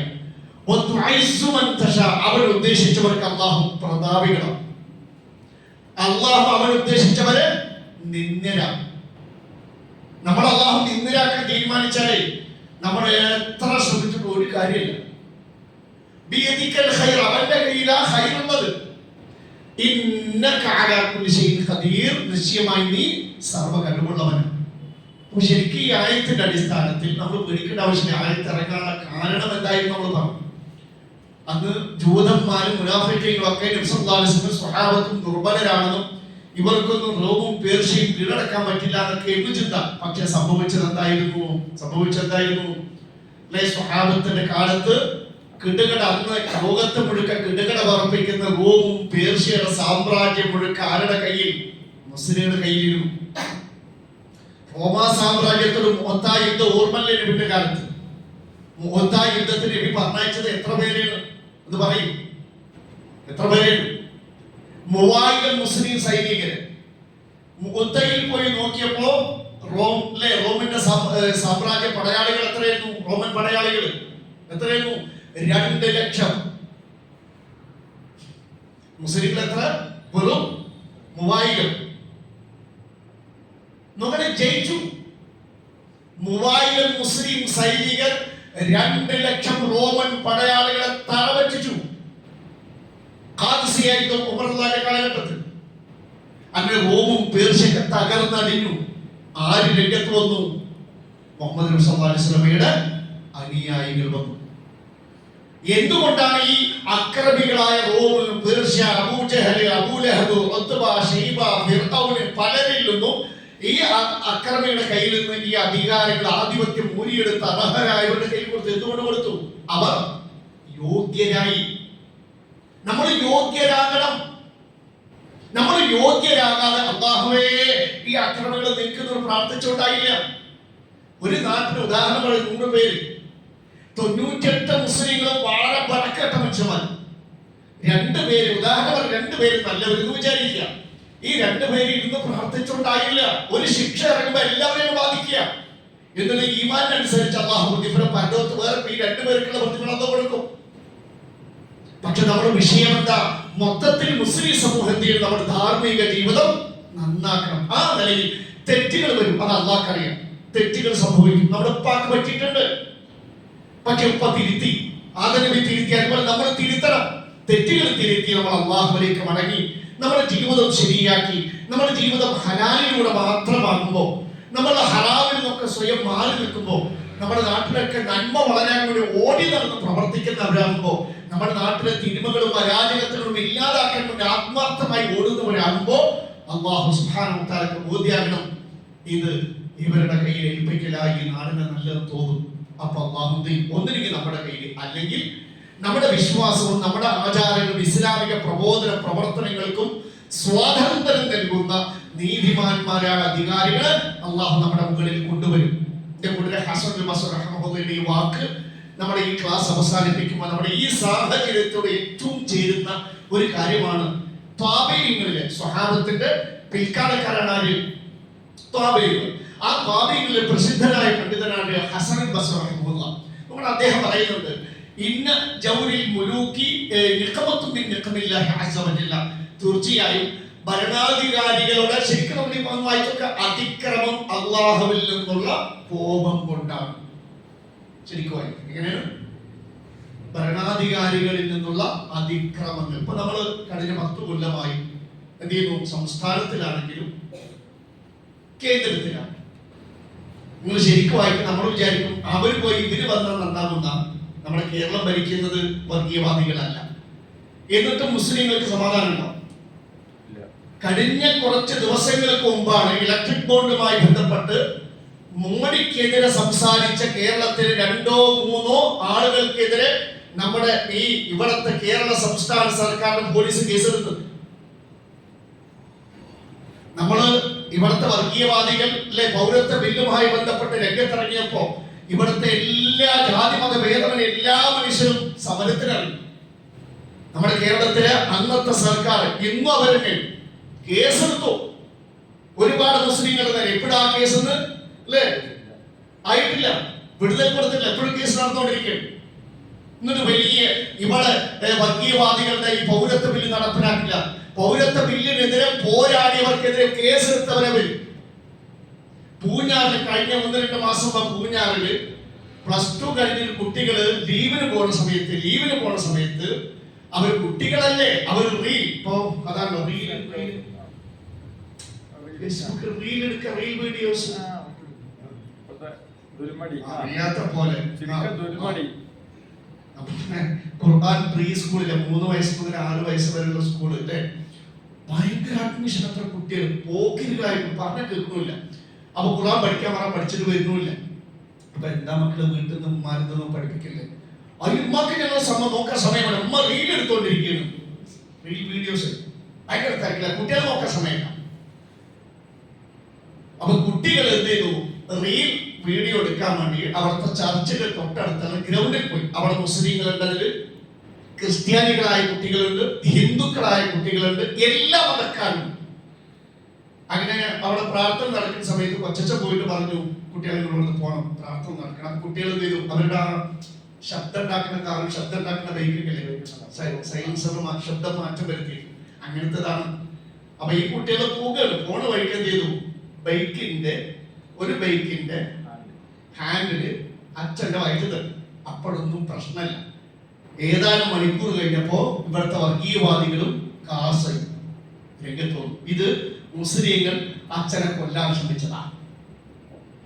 അവസാനം ഇവിടത്തെ ഇന്ന് ഭരിക്കുന്ന സർക്കാരിന്റെ പോലീസ് 17 മുസ്ലിം കുട്ടികൾക്കെതിരെ കേസെടുത്തു, ജാമ്യമില്ലാ വകുപ്പിട്ട്. ആ കുട്ടികളിൽ അധികം പേരും 17 മൈനറായിട്ടില്ല, 18 വയസ്സിന് താഴെ. നോക്കണേ, ഇത് നടന്നിരുന്നത് ശരിക്കും നമ്മുടെ നാട്ടിലെ ഈ മുഖ്യൻ വരെ പറഞ്ഞു മുസ്ലിങ്ങളാണ് ഇതിന്റെ മുഖ്യ പ്രതികൾ. അതില് 8 കുട്ടികൾ ഹിന്ദുക്കള്, അല്ല 6 കേസ് വന്നത് മുസ്ലിം കുട്ടികൾക്കെതിരെ മാത്രമാണോ? അവര് ആ കൂട്ടത്തില് 8 ഹിന്ദുക്കള്, 6 ക്രിസ്ത്യാനി, 17 മുസ്ലിങ്ങൾ. അത് പറഞ്ഞതാണ് മുസ്ലിം കുട്ടികൾക്ക് മാത്രം കേസ്. അത് പറഞ്ഞതാണ് കേരള കോൺഗ്രസ്. ഇവരുടെ കൂട്ടാളികളാണോ കേരള കോൺഗ്രസ്? ഇവരുടെ ആൾക്കാരല്ലേ? മുഖ്യൻ ഇത് പറഞ്ഞു തീർന്നിട്ട് പിറ്റേത്ര അന്ന് ദിവസം വൈകുന്നേരം കേരള കോൺഗ്രസിന്റെ ആൾക്കാർ, എന്ന് വെച്ചാൽ മാർക്സിസ്റ്റ് പാർട്ടിയെ സപ്പോർട്ട് ചെയ്യുന്ന ആൾക്കാര് പറഞ്ഞു ഇതൊരു മതവിഷയമാക്കരുത്. എന്നിട്ട് നിങ്ങൾ പറഞ്ഞ പോലെ ഇത്ര മുസ്ലിം കുട്ടികൾ, ഇത്ര ഹിന്ദു കുട്ടികൾ, ഇത്ര ക്രിസ്ത്യാനി കുട്ടികൾ എല്ലാവരും ഉണ്ട്, ഇത് മതത്തിന്റെ വിഷയമില്ലാന്ന് പറഞ്ഞിട്ടും നമ്മൾ കേൾക്കണില്ല. നമ്മുടെ ന്യൂനപക്ഷ സമുദായത്തിലെ പ്രശ്നം ചർച്ച ചെയ്യാൻ വേണ്ടിയിട്ടാണ് അല്ലെ കോഴിക്കോട് അവിടെ വിഷയം വന്നപ്പോ ഹുസൈൻ മടവൂർ ഈ വിഷയം എടുത്തിട്ടു. മുസ്ലിങ്ങളെ മാത്രം ഈ വിഷയത്തിൽ പഠിച്ചാണെന്ന് ശരിയല്ല, അത് തിരുത്തണം എന്ന് പറഞ്ഞു മുഖ്യമന്ത്രി വീണ്ടും അധിക്ഷേപിച്ചു. കുറച്ച് അപ്പൊ നമ്മൾ വിചാരിക്കും ഇവര് വന്ന ഭയങ്കര മുസ്ലിം സംരക്ഷകരാണ്. നമ്മൾ വിചാരിക്കുന്നത് മുൻകെടുത്ത മോദി എന്നാണ് ഞങ്ങൾ വിചാരിച്ചിരിക്കുന്നത്. ഇവിടെ അള്ള വിചാരിക്കണം നമ്മുടെ ജീവിതം ശരിയാണെങ്കിൽ, നമ്മൾ സ്വാലിഹീങ്ങളാണെങ്കിൽ നമ്മുടെ മുകളിൽ നല്ലവർ വരും. നമ്മുടെ ജീവിതം ശരിയല്ലേ, ആരും വന്നിട്ട് കാര്യം നമ്മൾ ഉപദ്രവിക്കപ്പെടും, നമ്മൾ പ്രയാസപ്പെടുത്തണം. അതാണ് എന്റെ യാഥാർത്ഥ്യം. അതാണ് ഹസൻ ബസ്ർ റഹ്മത്തുള്ളാഹി നമ്മളെ പഠിപ്പിക്കുന്നത്. തീർച്ചയായും ഭരണാധികാരികളുടെ അതിക്രമം അള്ളാഹുവിൽ നിന്നുള്ള കോപം കൊണ്ടാണ്. അള്ളാഹുവിന്റെ കോപത്തെ വാളുകൊണ്ടല്ല നേരിടേണ്ടത്. കണ്ടോ, അപ്പൊ ഈ മോശപ്പെട്ട അധികാരികൾ നമ്മുടെ മുകളിൽ വന്നത് ഈ നാട്ടിലെ ജനങ്ങളുടെ തെറ്റുകളോടുള്ള അള്ളാഹിന്റെ വെറുപ്പാണ്, കോപമാണെന്ന് വിചാരിക്കുക. അങ്ങനെയാണെങ്കിൽ ഇത് അള്ളാഹിന്റെ വെറുപ്പ്, അള്ളാഹിന്റെ നമ്മളോടുള്ള കോപമാണെങ്കിൽ ഈ കോപത്തിൽ നിന്ന് രക്ഷപ്പെടാനുള്ള വഴി എന്താ? വാളുകൊണ്ടല്ല പോരാടേണ്ടത്. അള്ളാഹുവിന്റെ ശിക്ഷയിൽ നിന്ന് എങ്ങനെയാണ് രക്ഷപ്പെടുക? നോക്കണേ, അള്ളാഹിന്റെ ശിക്ഷയിൽ നിന്ന് രക്ഷപ്പെടാനുള്ള വഴി എന്താ? തൗബ ചെയ്യുക, നമ്മുടെ തെറ്റുകൾ ഏറ്റു പറയുക, പശ്ചാത്തപിക്കുക, നമ്മുടെ ജീവിതം നന്നാക്കുക. എന്നിട്ട് നമ്മൾ അള്ളാഹുവിനോട് പഠിച്ചവനെ അങ്ങനെയൊക്കെയാണ് ഞങ്ങൾ നിരപരാധികളാണ്, ഞങ്ങളെ സഹായിക്കണമെന്ന് പറഞ്ഞാൽ അള്ളാഹു സഹായിക്കും. അപ്പൊ ശരിക്കും കേൾക്കുക, ഹസൻ ബസ്ർ റഹ്മത്തുള്ളാഹിയുടെ വാക്ക് നമ്മുടെ നെറ്റിൽ കുറിച്ചില്ല. അക്രമികളായ അധികാരികൾ നമ്മുടെ മുകളിൽ വരുന്നത് അള്ളാഹുവിന്റെ ജനങ്ങളുടെ പാപത്തോടുള്ള അള്ളാഹിന്റെ വെറുപ്പും കോപവുമാണ്. അള്ളാഹുവിന്റെ ഈ കോപത്തെ നമ്മൾ നേരിടേണ്ടത് എന്തുകൊണ്ടല്ല? ആയുധബലം കൊണ്ടല്ല, മറിച്ച് നമ്മൾ എന്ത് ചെയ്യുക? നമ്മുടെ തെറ്റുകളൊക്കെ തിരുത്തുക, ഹറാമുകളിൽ നിന്നൊക്കെ മാറി നിൽക്കുക. മക്കളെ, നമ്മളൊക്കെ ദീനി നിഷ്ഠയുള്ളവരും ദീനി അച്ചടക്കമുള്ളവരാണ്. വേഷവിധാനങ്ങളും ഒക്കെ എല്ലാ രംഗത്തും ഇസ്ലാം മുറുകെ പിടിക്കുക. നമ്മൾ അള്ളാഹു പ്രതാപികളാണ്. അങ്ങനെയാണ് നമുക്ക് ഇതിന്ന് രക്ഷപ്പെടാൻ പറ്റുള്ളൂ. അള്ളാഹു അനുഗ്രഹിക്കുമാറാവട്ടെ. നമ്മുടെ തൗബ. അപ്പൊ നോക്കണേ, ദുനിയാവിൽ നമ്മൾ തൗബ ചെയ്തിട്ടില്ലെങ്കിൽ നമ്മൾ എന്ത് ചെയ്യും? ദുനിയാവിൽ ബുദ്ധിമുട്ടും പിന്നെ ആഖിറത്ത്, രണ്ട് ലോകത്ത് പ്രയാസം. നോക്കണേ, മറിച്ച് തൗബ ചെയ്താൽ ദുനിയാവിലും അള്ളാഹു ഖൈർ തരും, ആഖിറത്തിലും ഖൈർ തരും. നമ്മൾ പടച്ചവനെ പൊറുക്കണേ എന്ന വിളി കാത്ത അള്ളാഹു സുബ്ഹാനല്ലാഹ് നമ്മുടെ മരണം വരെ നമ്മൾ കാത്തിരിക്കും. എന്തൊരു സ്നേഹ പടച്ചവൻ നമ്മളോട്, എന്തൊരു സ്നേഹമാണ്. ഇന്നല്ലാഹ യഖ്ബിലു തൗബത്തൽ അബ്ദി മാ ലം യുഗർഗിർ. മനുഷ്യർക്ക് ഒരു ദാസന്റെ തൗബ അല്ലാഹു സ്വീകരിക്കും. ഏതുവരെ? അവന്റെ മരണം സക്രാത്തിൽ വരുന്നത് വരെയും അല്ലാഹു സ്വീകരിക്കും. അപ്പൊ അല്ലാഹുവിന്റെ സ്നേഹത്തിലാണ്. അപ്പൊ ഒരു മനുഷ്യൻ തെറ്റ് ചെയ്ത് നടക്കുക, അല്ലാഹുവിന്റെ മനസ്സെന്താ? എന്താണ് ആ തെറ്റുകാരനുള്ള മനസ്സ്? ആ പാപി എന്റെ നേരൊന്ന് കൈ ഉയർത്തും. അന്ന് ഉയർത്തി അള്ളാഹുവേ പൊറുക്കണേ എന്ന് പറഞ്ഞ ഉടൻ അള്ളാഹു സ്നേഹത്തോടെ ആ പാപികളെ സ്വീകരിക്കാൻ തയ്യാറാണെന്നാണ് അള്ളാഹു പറയുന്നത്. നമ്മൾ ആലോചിക്കുക, അള്ളാഹു മരണം വരെ നമ്മളെ കാത്തിരിക്കുന്നു. മരണം വരെ അള്ളാഹുവെ പൊറുക്കണേ എന്ന് പറയാത്തവരല്ലേ മഹാപാപികൾ. പിന്നെ അവരെ പരലോകത്ത് ശിക്ഷിക്കുന്നത് അള്ളാഹുവിനെ പഠിച്ചാണ്. നമ്മൾ ആലോചിക്കും, നമ്മൾ തെറ്റുകൾ തിരുത്തുന്നില്ല, നമ്മൾ പറഞ്ഞല്ലോ പശ്ചാത്തപിക്കുന്നില്ലെങ്കിൽ നമ്മൾ ആരായിട്ടാ തുടരുന്നത്? പാപിയായി. നമ്മുടെ പാപികൾക്ക് അത് അദാബിന്റെ കലവറയാണ്, പരലോകെ കബറ. നിർവചനം മനസ്സിലാണ് കുറിച്ചില്ല. മിക്കവാറും നല്ല കുറച്ച് മനസ്സുള്ളവരാണെങ്കിൽ എല്ലാ തെറ്റിൽ നിന്നും മാറി നിൽക്കാൻ ഈ ഒരു ഹദീസ് മതി. പക്ഷെ ഇത് മറക്കാൻ അറബി അറിയില്ലെങ്കിൽ ഇതിന്റെ ആശയമെങ്കിലും എല്ലാവരും ഇത് മനസ്സിൽ കുറിച്ച് ഇത് മതി. എല്ലാ സമയത്തും നല്ലതിലൂടെ ചരിക്കാൻ തെറ്റിൽ നിന്നും സ്വമേധയാ മാറി നിൽക്കാൻ ഈ ഒരു നിർവചനം മതി. നബി സല്ലല്ലാഹു അലൈഹി വസല്ലം പറയുന്നു, യുബഅദു കുല്ലു അബദിൻ അലാ മാ മാത അലൈഹി. ഓരോ മനുഷ്യനും അവൻ ഏത് അവസ്ഥയിൽ മരിച്ചോ അതേ അവസ്ഥയിൽ പരലോകത്തിലേക്ക് ഉയർത്തെഴുന്നേൽപ്പിക്കും, പുനരുജ്ജീവിക്കും. ആലോചിക്കും ഈ വചനം പോലെ. എന്താ പറഞ്ഞതെന്ന് പറയും, മലയാളത്തിൽ പറയും. ഒരു മനുഷ്യൻ ഏത് അവസ്ഥയിൽ മരിച്ചോ അതേ അവസ്ഥയിൽ പരലോകത്തേക്ക് ഉയർത്തെഴുന്നേറ്റ് വരുന്നു. അപ്പൊ ഒരാൾ വ്യഭിചരിച്ചു കൊണ്ടിരിക്കുക മരിച്ചു, വ്യഭിചരിച്ചു കൊണ്ടിരിക്കുക മരിച്ചു, അല്ലെങ്കിൽ മൊബൈലിൽ അശ്ലീല കണ്ണുകൾ കൊണ്ട് വ്യഭിചരിച്ചു, അങ്ങനെ മരിച്ചു. അയാൾ എങ്ങനെ പരലോകത്ത് വരിക? വ്യഭിചാരിയായി. ഇതിലും വലിയ നാണക്കെടപെട എന്റെ കൂടെ ആലോചിച്ചു. ആടുജീവിതം സിനിമ വന്നപ്പോ പലരും സിനിമാ തിയേറ്ററിൽ പോയത്. എന്നിട്ട് ആ കുട്ടിക്ക് പേര് കിട്ടില്ല. അതിന്റെ മുമ്പ് കൂടെ പോയപ്പോ എന്താ മൂപ്പരിതിനോട് ഉമ്മയോട് കയറി പോയി. അവസാനം ഉമ്മ ഏതാണ് കുട്ടിക്ക് പറയാൻ കിട്ടില്ല. അവസാനം ഇന്നാളാന്റെ കാര്യം മനസ്സിലായി. നമ്മൾ ആലോചിക്കുക നമ്മുടെയൊക്കെ അവസ്ഥ. ആ നിലക്കാണ് മരിക്കണമെങ്കിൽ എന്ത് ചെയ്യും? ഇങ്ങനെ മദ്യപാനിയായിട്ട് മരിക്കും. മദ്യപാനിയായിട്ട് മരിക്കുമെന്ന് തീർച്ചയായും അയാളോട് വരും. മദ്യപാനിയായിട്ട് പരലോകത്തേക്ക് ഉയർത്തെഴുന്നേൽപ്പിക്കപ്പെടുക. എന്ത് തെറ്റ് ചെയ്യപ്പെടും, എന്ത് തെറ്റ് ചെയ്യുമ്പോൾ ആലോചിക്കാൻ, ഞാൻ ആ തെറ്റോടുകൂടി മരിക്കുകയാണെങ്കിൽ ഞാൻ എന്ത് ചെയ്യും? ആ തെറ്റുകാരനായി ഉയർത്തെഴുന്നേൽപ്പിക്കുന്നു. ഇനി ഇതിന്റെ നല്ല വശമുണ്ട്. നോക്കണേ, നിങ്ങൾ നമസ്കരിച്ചു കൊണ്ടിരിക്കുക മരിച്ചു. പരലോകത്തേക്ക് എങ്ങനെ ഉയർത്തെഴുന്നേറ്റ് വരിക? നമസ്കരിക്കുന്നവനായിട്ട്. ഹജ്ജ് ചെയ്തുകൊണ്ടിരിക്കുക, ഉംറ ചെയ്തുകൊണ്ടിരിക്കുക മരിച്ചു. എങ്ങനെ വരിക?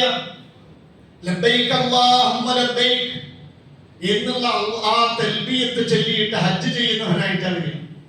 അള്ളാഹുവിന് വേണ്ടി രക്തസാക്ഷിയായി. എന്റെ സഹോദരങ്ങൾ എങ്ങനെ വരിക? നമ്മൾ ചോര ഒഴിക്കുന്നവരൊക്കെ അള്ളാഹുവിന് വേണ്ടി ചോര ഒഴിക്കുന്നവരായി. അപ്പൊ നമ്മൾ എപ്പോഴാണ് മരിക്കാന്നറിയില്ല. എല്ലാ സമയത്തും എന്ത് ചെയ്യാം? നമ്മുടെ മരണത്തെ മുന്നിൽ കണ്ട് നല്ലവരായി ജീവിച്ചാൽ നമുക്ക് എങ്ങനെ ഉയർത്തെഴുന്നേൽപ്പിക്കപ്പെടും? നല്ലവരായിട്ട്. നിങ്ങൾ ആലോചിച്ച് നോക്കുക. നമുക്കറിയാലോ, അള്ളാഹു അങ്ങനെ നല്ലതിലൂടെ ചലിച്ച് അങ്ങനെ ജീവിച്ച് ആ നിലയിൽ മരിച്ച് നല്ല നിലയിൽ ഉയർത്തെഴുന്നേൽപ്പിക്കപ്പെടാൻ അള്ളാഹു നമ്മൾ അനുഗ്രഹിക്കട്ടെ. 2024 ജനുവരി 2-ാം തീയതി ഇദ്ദേഹം ഇന്തോനേഷ്യയിലെ മസ്ജിദുൽ അഡയിലെ ഇമാമാണ്. ഷംസുൽ ബഹരി എന്നാണ് അദ്ദേഹത്തിന്റെ പേര്. നല്ല ഹാഫിളാണ്, നല്ല പണ്ഡിതനാണ്. അദ്ദേഹം സുബഹി നമസ്കാരത്തിന് നേതൃത്വം കൊടുക്കും. അങ്ങനെ 1-ാമത്തെ റക്അത്തിൽ സുജൂദിൽ നോക്കണേ, സുജൂദിൽ പോയി അദ്ദേഹം ആ സുജൂദിൽ കിടന്ന് മരിച്ചു. അപ്പോ അവിടെ 2 പാഠങ്ങൾ. ഒന്ന്, നോക്കണേ, അദ്ദേഹത്തിന് അള്ളാഹു പ്രത്യക്ഷത്തിൽ കൊടുത്ത ഖൈർ. ഒന്ന്, അള്ളാഹ് ഈ നാടുകളിൽ ഏറ്റവും ഇഷ്ടപ്പെട്ട സ്ഥലം. കഴിഞ്ഞ ആഴ്ച പറഞ്ഞു, പള്ളി. അള്ളാഹ്ക്ക് ഏറ്റവും ഇഷ്ടപ്പെട്ട സ്ഥലം പള്ളി. ആ പള്ളിയിൽ വെച്ച് അവര്. 2, അള്ളാഹ്ക്ക് ഏറ്റവും ഇഷ്ടപ്പെട്ട അമൽ ഏതെന്ന് ചോദിച്ചപ്പോൾ അസ്സലാത്തു അലാ വഖ്തിഹ, നമസ്കാരത്തിന്റെ കറക്റ്റ് സമയത്ത് നിർവഹിക്കുക. അള്ളാഹ്ക്ക് ഇഷ്ടപ്പെട്ട പണി ചെയ്യുന്നു. 3, നോക്കണം, അള്ളാഹ്ക്ക് ഇഷ്ടപ്പെട്ട പ്രവൃത്തിയെ നമസ്കാരത്തിലെ അള്ളാഹുവിനോട് ഏറ്റവും അടുക്കുന്ന സമയം സുജൂദ്.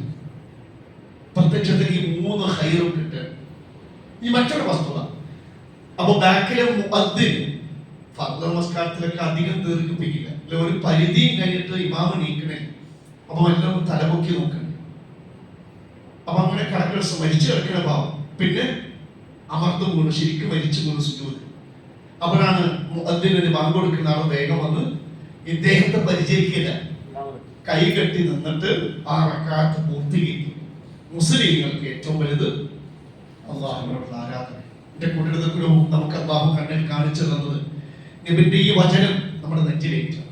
ഒരു മനുഷ്യൻ എങ്ങനെ മരിക്കുന്നോ, ഏതവസ്ഥയിൽ മരിക്കുന്നോ ആ അവസ്ഥയിൽ ഉയർത്തെഴുന്നേൽപ്പിക്കപ്പെടും. ഒരു മോശമായ നിലയിൽ മരിച്ചാൽ മോശമായ നിലയിൽ ഉയർത്തെഴുന്നേൽപ്പിക്കപ്പെടും. വേണ്ട, ഇങ്ങനെ മൊബൈൽ എടുത്ത് പോകുമ്പോ പടച്ചോനെ ഇത് കണ്ടുകൊണ്ടിരിക്കുകയാണ്, ഞാൻ മരിക്കണമെങ്കിൽ ഇത് വൃത്തികെട്ടവനായിട്ട് ഞാൻ പരലോകത്ത് വരും. വേണ്ട, അപ്പൊ ഖുർആൻ ഓതുക. അങ്ങനെയും മരിച്ചാലോ പരലോകത്ത് ഖുർആൻ ഓതുന്നവനായിട്ട് പരലോകത്ത് വരാം. അള്ളാഹു അനുഗ്രഹിക്കട്ടെ. ഇതുപോലൊരു ഖൈറായ മരണം അള്ളാഹു നമുക്ക് നൽകി അനുഗ്രഹിക്കട്ടെ, നമ്മുടെ മക്കൾക്ക് നൽകി അനുഗ്രഹിക്കട്ടെ.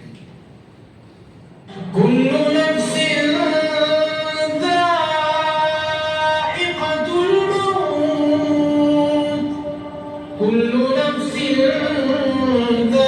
ذائقة الموت ثم إلينا ترجعون يا أيتها النفس المطمئنة ارجعي إلى ربك راضية مرضية فادخلي في عبادي وادخلي جنتي. അള്ളാഹു അദ്ദേഹത്തിന്റെ പാപങ്ങളൊക്കെ പുറത്തു കൊടുക്കട്ടെ. കൂട്ടരെ, നമുക്കൊരു മരണമുണ്ട്. എങ്ങനെയെങ്കിലൊക്കെ മരിച്ചാൽ പോലും എന്റെ കൂട്ടരെ ഒരു നല്ല സന്മരണം ആവട്ടെ. അതിനെന്റെ കൂട്ടരെ ആദം നബിയുടെ മനസ്സുമായി ജീവിക്കും. തെറ്റുപറ്റി, നമ്മുടെ ഉപ്പാക്കൊരു തെറ്റുപറ്റി, ഒരേ ഒരു തെറ്റ്. സുബ്ഹാനല്ലാഹ്, ആദം നബി എത്ര നേരം കരഞ്ഞു എന്നറിയും. എവിടെ തുടങ്ങി കരച്ചിലാ പറയും? ആദം നബി ഈ ഒരു തെറ്റ് പുറത്ത് കിട്ടാൻ വേണ്ടി ആദം നബിയുടെ കരച്ചിലെന്ന് പറയും. എവിടെ നിന്ന് തുടങ്ങി? അല്ലാഹുവേ പൊറുക്കണേ എന്നുള്ള കരച്ചിൽ എവിടെ നിന്ന് തുടങ്ങിയതാ പറയും? പരലോകത്ത് തുടങ്ങിയതാ. ഭൂമിയിൽ വന്ന് മരിക്കുന്നത് വരെ നമ്മുടെ വാപ്പ കരയായിരുന്നു എന്നാണ് ചരിത്രം. വെയില് കൊള്ളൂല, വെയില് കൊള്ളുമ്പോ റബ്ബനാ വലംനാ അൻഫുസനാ വഇല്ലം തഗ്ഫിർ ലനാ വതർഹംനാ ലനകൂനന്ന മിനൽ ഖാസിരീൻ. ഒരു തെറ്റ് ഞാൻ എന്റെ ഭാഗത്ത് വന്നു. ആ സ്വർഗത്തിൽ വെയിലില്ല, സുഖമായിട്ട് ജീവിക്കാം. ആ ഒരു തെറ്റിന്റെ പേരിലേ ഭൂമിയിൽ വന്ന് ഈ പരീക്ഷണം കൊടും തണുപ്പ് അനുഭവിച്ചു. അപ്പോഴും കരയും, ഒരു പ്രശ്നം ഉണ്ടായിരുന്നില്ല. ദാഹം കൊണ്ട് തൊണ്ട പരിയുമ്പോ അപ്പോഴും നമ്മുടെ വാപ്പുകൾ ഒറ്റ തെറ്റിന്റെ പേരിലല്ലേ അവിടെ ദാഹല്ല, സുഖമായിരുന്നു. അള്ളാഹുവെ പൊറുക്കണം, മരിക്കണം. ഇനി ആ കരച്ചില് പരലോകത്ത് നിൽക്കണ്ടോ? അല്ലെ, മനുഷ്യന്മാര് വിചാരണക്ക് അള്ളാഹു വരാതെ എന്ത് ചെയ്യണ്ട? ആദ്യം വിചാരണക്ക് അള്ളാഹിനെ വിളിച്ചിട്ട് വരാൻ വേണ്ടി ആരുടെ അടുത്തേക്കാ പോയത്? അതിന്റെ പിന്നെ അടുത്തേക്ക്. വാപ്പ, നിങ്ങൾ അള്ളാഹിനെ വിളിച്ചിട്ട് വരണം. നിങ്ങൾക്ക് പ്രത്യേക 4 ആദരവ് കിട്ടി. അള്ളാഹിന്റെ കൈ കൊണ്ടാണ് നിങ്ങൾ ഉണ്ടാക്കിയത്. അങ്ങനെ അള്ളാഹുവിന്റെ റൂഹ് നിങ്ങളിലേക്ക് ഊതിയിട്ടുണ്ട്. അള്ളാഹു നിങ്ങളെ നേരിട്ട് അറിവ് പഠിപ്പിച്ചിട്ടുണ്ട്. അള്ളാഹുവിന്റെ മലക്കുകളെ കൊണ്ട് നിങ്ങളെ സുജൂദ് ചെയ്യിപ്പിച്ചിട്ടുണ്ട്. ഈ 4 ആദരവ് കിട്ടിയത് നിങ്ങളല്ലാതെ വേറെ ആരുമില്ല. അതുകൊണ്ട് അള്ളാഹിനെ വിളിച്ചിട്ട് വരും. എന്താ പറഞ്ഞത്? മക്കളെ, ഞാനൊരു തെറ്റ് ചെയ്തു. അതിന്റെ പേരിൽ അള്ളാഹു എന്നോട് എന്ത് നടപടി എടുക്കുന്ന അറിയില്ല. അവർക്ക് പരലോകത്ത് ആദം നബി കരയണേ. ആലോചിക്കുക, ആദം നബിയുടെ മനസ്സുമായി ജീവിക്കുക. തെറ്റുകൾ കരഞ്ഞ് അള്ളാഹുവിനോട് ഏറ്റു പറയുക. എങ്കിൽ ദുനിയാവിലും അള്ളാഹു നമുക്ക് ഖൈർ തരും, നമുക്ക് പരലോകത്തും ഖൈർ തരും. സദാസമയത്തിലും രാത്രിയിലും പകലിലും ഒക്കെ, പ്രത്യേകിച്ച് തഹജ്ജുദിന്റെ സമയത്തൊക്കെ ഒന്ന് എഴുന്നേറ്റിരുന്നിട്ട് നമ്മൾ എന്ത് ചെയ്യുക? നമ്മൾ പണ്ടെന്നോ ചെയ്ത് മറന്നു പോയതൊക്കെ ഓർത്തെടുക്കുക, തോണ്ടി പുറത്തെടുക്കുക. 10-ാമത്തെ വയസ്സിൽ 11, 12 അള്ളാഹ് കാരുണ്യവാന്റെ കൂടെ. നിങ്ങൾ അള്ളാഹിനെ മനസ്സിലാക്കാത്തത്? അള്ളാഹ് നമ്മുടെ വൻ പാവങ്ങളടക്കം പുറത്തു തരാൻ തയ്യാറായിട്ട്, നമ്മൾ കൂട്ടി അണച്ചു പിടിക്കാൻ തയ്യാറായിട്ട് രാത്രി റെഡിയാ. നമ്മൾ എന്ത് ചെയ്താൽ മതി? അള്ളാഹുവേ പൊറുക്കണേ ഒരു വാക്ക് മനസ്സറിഞ്ഞ് പറഞ്ഞാൽ മതി. അത്രക്ക് സ്നേഹം പടച്ചത്. അള്ളാഹു അനുഗ്രഹിക്കും. അപ്പൊ നമ്മൾ മരിക്കുന്നത് വരെയും ആരുടെ മനസ്സുമായി ജീവിക്കാം? തെറ്റ് പറ്റിയെന്ന് അറിഞ്ഞാൽ പുറത്ത് നിൽക്കരുത്, ഏറ്റ് പറഞ്ഞോണ്ടേ. നമ്മുടെ നാവിൽ എപ്പോഴും എന്തുണ്ടാവട്ടെ? അസ്തഗ്ഫിറുല്ലാഹ് വഅതൂബു ഇലൈഹി, സുബ്ഹാനല്ലാഹി വബിഹംദിഹി, അസ്തഗ്ഫിറുല്ലാഹ് വഅതൂബു ഇലൈഹി, അസ്തഗ്ഫിറുല്ലാഹൽ അസീം അല്ലദീ ലാ ഇലാഹ ഇല്ലാ ഹുവൽ ഹയ്യുൽ ഖയ്യൂം വഅതൂബു ഇലൈഹി. അല്ലാഹുമ്മ അൻത റബ്ബി ലാ ഇലാഹ ഇല്ലാ അൻത സയ്യിദുൽ ഇസ്തിഗ്ഫാർ ഖലഖതനി വഅന അബ്ദുക وأنا على عهدك ووعدك ما استطعت وأعوذ بك من شر ما صنعت أبوء لك بنعمتك علي وأبوء لك بذنبي فاغفر لي فإنه لا يغفر الذنوب إلا أنت. ഞാൻ അറബിയിലൊന്നും അറിയില്ല, പേടിയേ വേണ്ട. മലയാളത്തിൽ അല്ലാഹുവേ പൊറുക്കണേ എന്ന് പറഞ്ഞുകൊണ്ടിരുന്ന അത് തൗബയാണ്, മഗ്ഫിറത്തിന്റെ തേട്ടമാണ്. അല്ലാഹു അനുഗ്രഹിക്കട്ടെ. അല്ലാഹു സുബ്ഹാനഹു വ തആല നമ്മുടെയൊക്കെ ജീവിതത്തിൽ വന്നുപോയ ചെറുതും വലുതുമായ മുഴുവൻ പാപങ്ങളും അള്ളാഹുവിന്റെ റഹ്മത്തോടെ അള്ളാഹു പുറത്ത് മാപ്പാക്കി തരുമാറാവട്ടെ. അർഹമറഹീമായ ഹയ്യും ഖയ്യുമായിട്ടുള്ള റബ്ബേ, നിങ്ങളുടെ പാപങ്ങൾ കാരണത്താൽ അള്ളാഹുവേ ഞങ്ങൾക്ക് മുകളിൽ അക്രമികളായ അധികാരികൾ നീ കൊണ്ടുവരരുത്. ഞങ്ങൾ എല്ലാ പാപങ്ങളും തിരുത്താൻ തയ്യാറാണ്. അള്ളാഹുവേ, ഞങ്ങളുടെ പാപങ്ങളെല്ലാം നിന്റെ കാലിൻ ചുവട്ടിൽ ഞങ്ങൾ സമർപ്പിക്കുകയാണ്. അള്ളാഹുവേ, നിന്റെ കഴിവ് കൊണ്ട്, നിന്റെ കാരുണ്യം കൊണ്ട് എല്ലാത്തിന്റെയും അതീശ അധികാരി നീയാണ്. നിന്റെ കുദറത്ത് കൊണ്ട് അള്ളാഹുവെ ജനങ്ങളെ ദ്രോഹിക്കുന്ന ജനങ്ങളെ ഉപദ്രവിക്കുന്ന, മതത്തിന്റെ പേരിൽ ഭിന്നിപ്പിച്ച് തല്ലിക്കുന്ന കൊല്ലിക്കുന്ന വർഗീയവാദികളായ ഇത്തരം എല്ലാ അധികാരികളെയും ഞങ്ങളുടെ മുകളിൽ നിന്ന് നാഥാ കഴിവ് കൊണ്ട് നീക്കി തരണം. അർഹമറഹമീനായ നാഥാ, ഞങ്ങളുടെ മുകളിൽ ജനങ്ങളോട് കഴിവ് കാണിക്കുന്ന, കാരുണ്യം കാണിക്കുന്ന, ജനങ്ങളെ സ്നേഹിക്കുന്ന, അധികാരികളെ സ്നേഹിക്കുന്ന, നീതിയുള്ള, നേരും നിറിവുമുള്ള നല്ല അധികാരികൾ അല്ലാഹുവേ ഞങ്ങളുടെ മുകളിൽ നീ കൊണ്ടുവരണമേ. അല്ലാഹുമ്മ യാ ഹയ്യു യാ ഖയ്യൂം, അല്ലാഹുമ്മ യാ ദൽ ജലാലി വൽ ഇക്റാം, اللهم يا ارحم الراحمين، اللهم يا رب العالمين، اللهم يا مالك الملك، اللهم لا تسلط علينا من لا يرحمنا، اللهم لا تسلط علينا من لا يرحمنا، اللهم لا تسلط علينا من لا يرحمنا. وصلى الله على نبينا محمد صلى الله عليه وسلم وسلام على المرسلين والحمد لله رب العالمين. അവസാനിപ്പിക്കാൻ ഇൻഷാ അല്ലാഹ് അടുത്ത ആഴ്ച നമ്മുടെ ആദനബിന്റെ കഥ, ഭൂമിയിൽ വന്ന ശേഷമുള്ള കാര്യങ്ങളും ആദനബിന്റെ മക്കളും കൊലപാതകങ്ങളും ഒക്കെ നമുക്ക് ചർച്ച ചെയ്ത പാഠങ്ങൾ പഠിക്കാം. ഏകദേശം ഈ ആയത്തിന്റെ വിശദീകരണത്തിന്റെ പൂർത്തീകരണത്തിലേക്ക് പോകണം. നമ്മൾ പഠിച്ച ആയത്തൊന്ന് മോദിയിട്ട് നിർത്തിയാൽ പറയും, ഒപ്പം മോദി. قل هو الذي ذرأكم في الأرض وإليه تحشرون. قل هو الذي ذرأكم في الأرض وإليه تحشرون. سبحانك اللهم وبحمدك أشهد أن لا إله إلا أنت أستغفرك وأتوب إليك.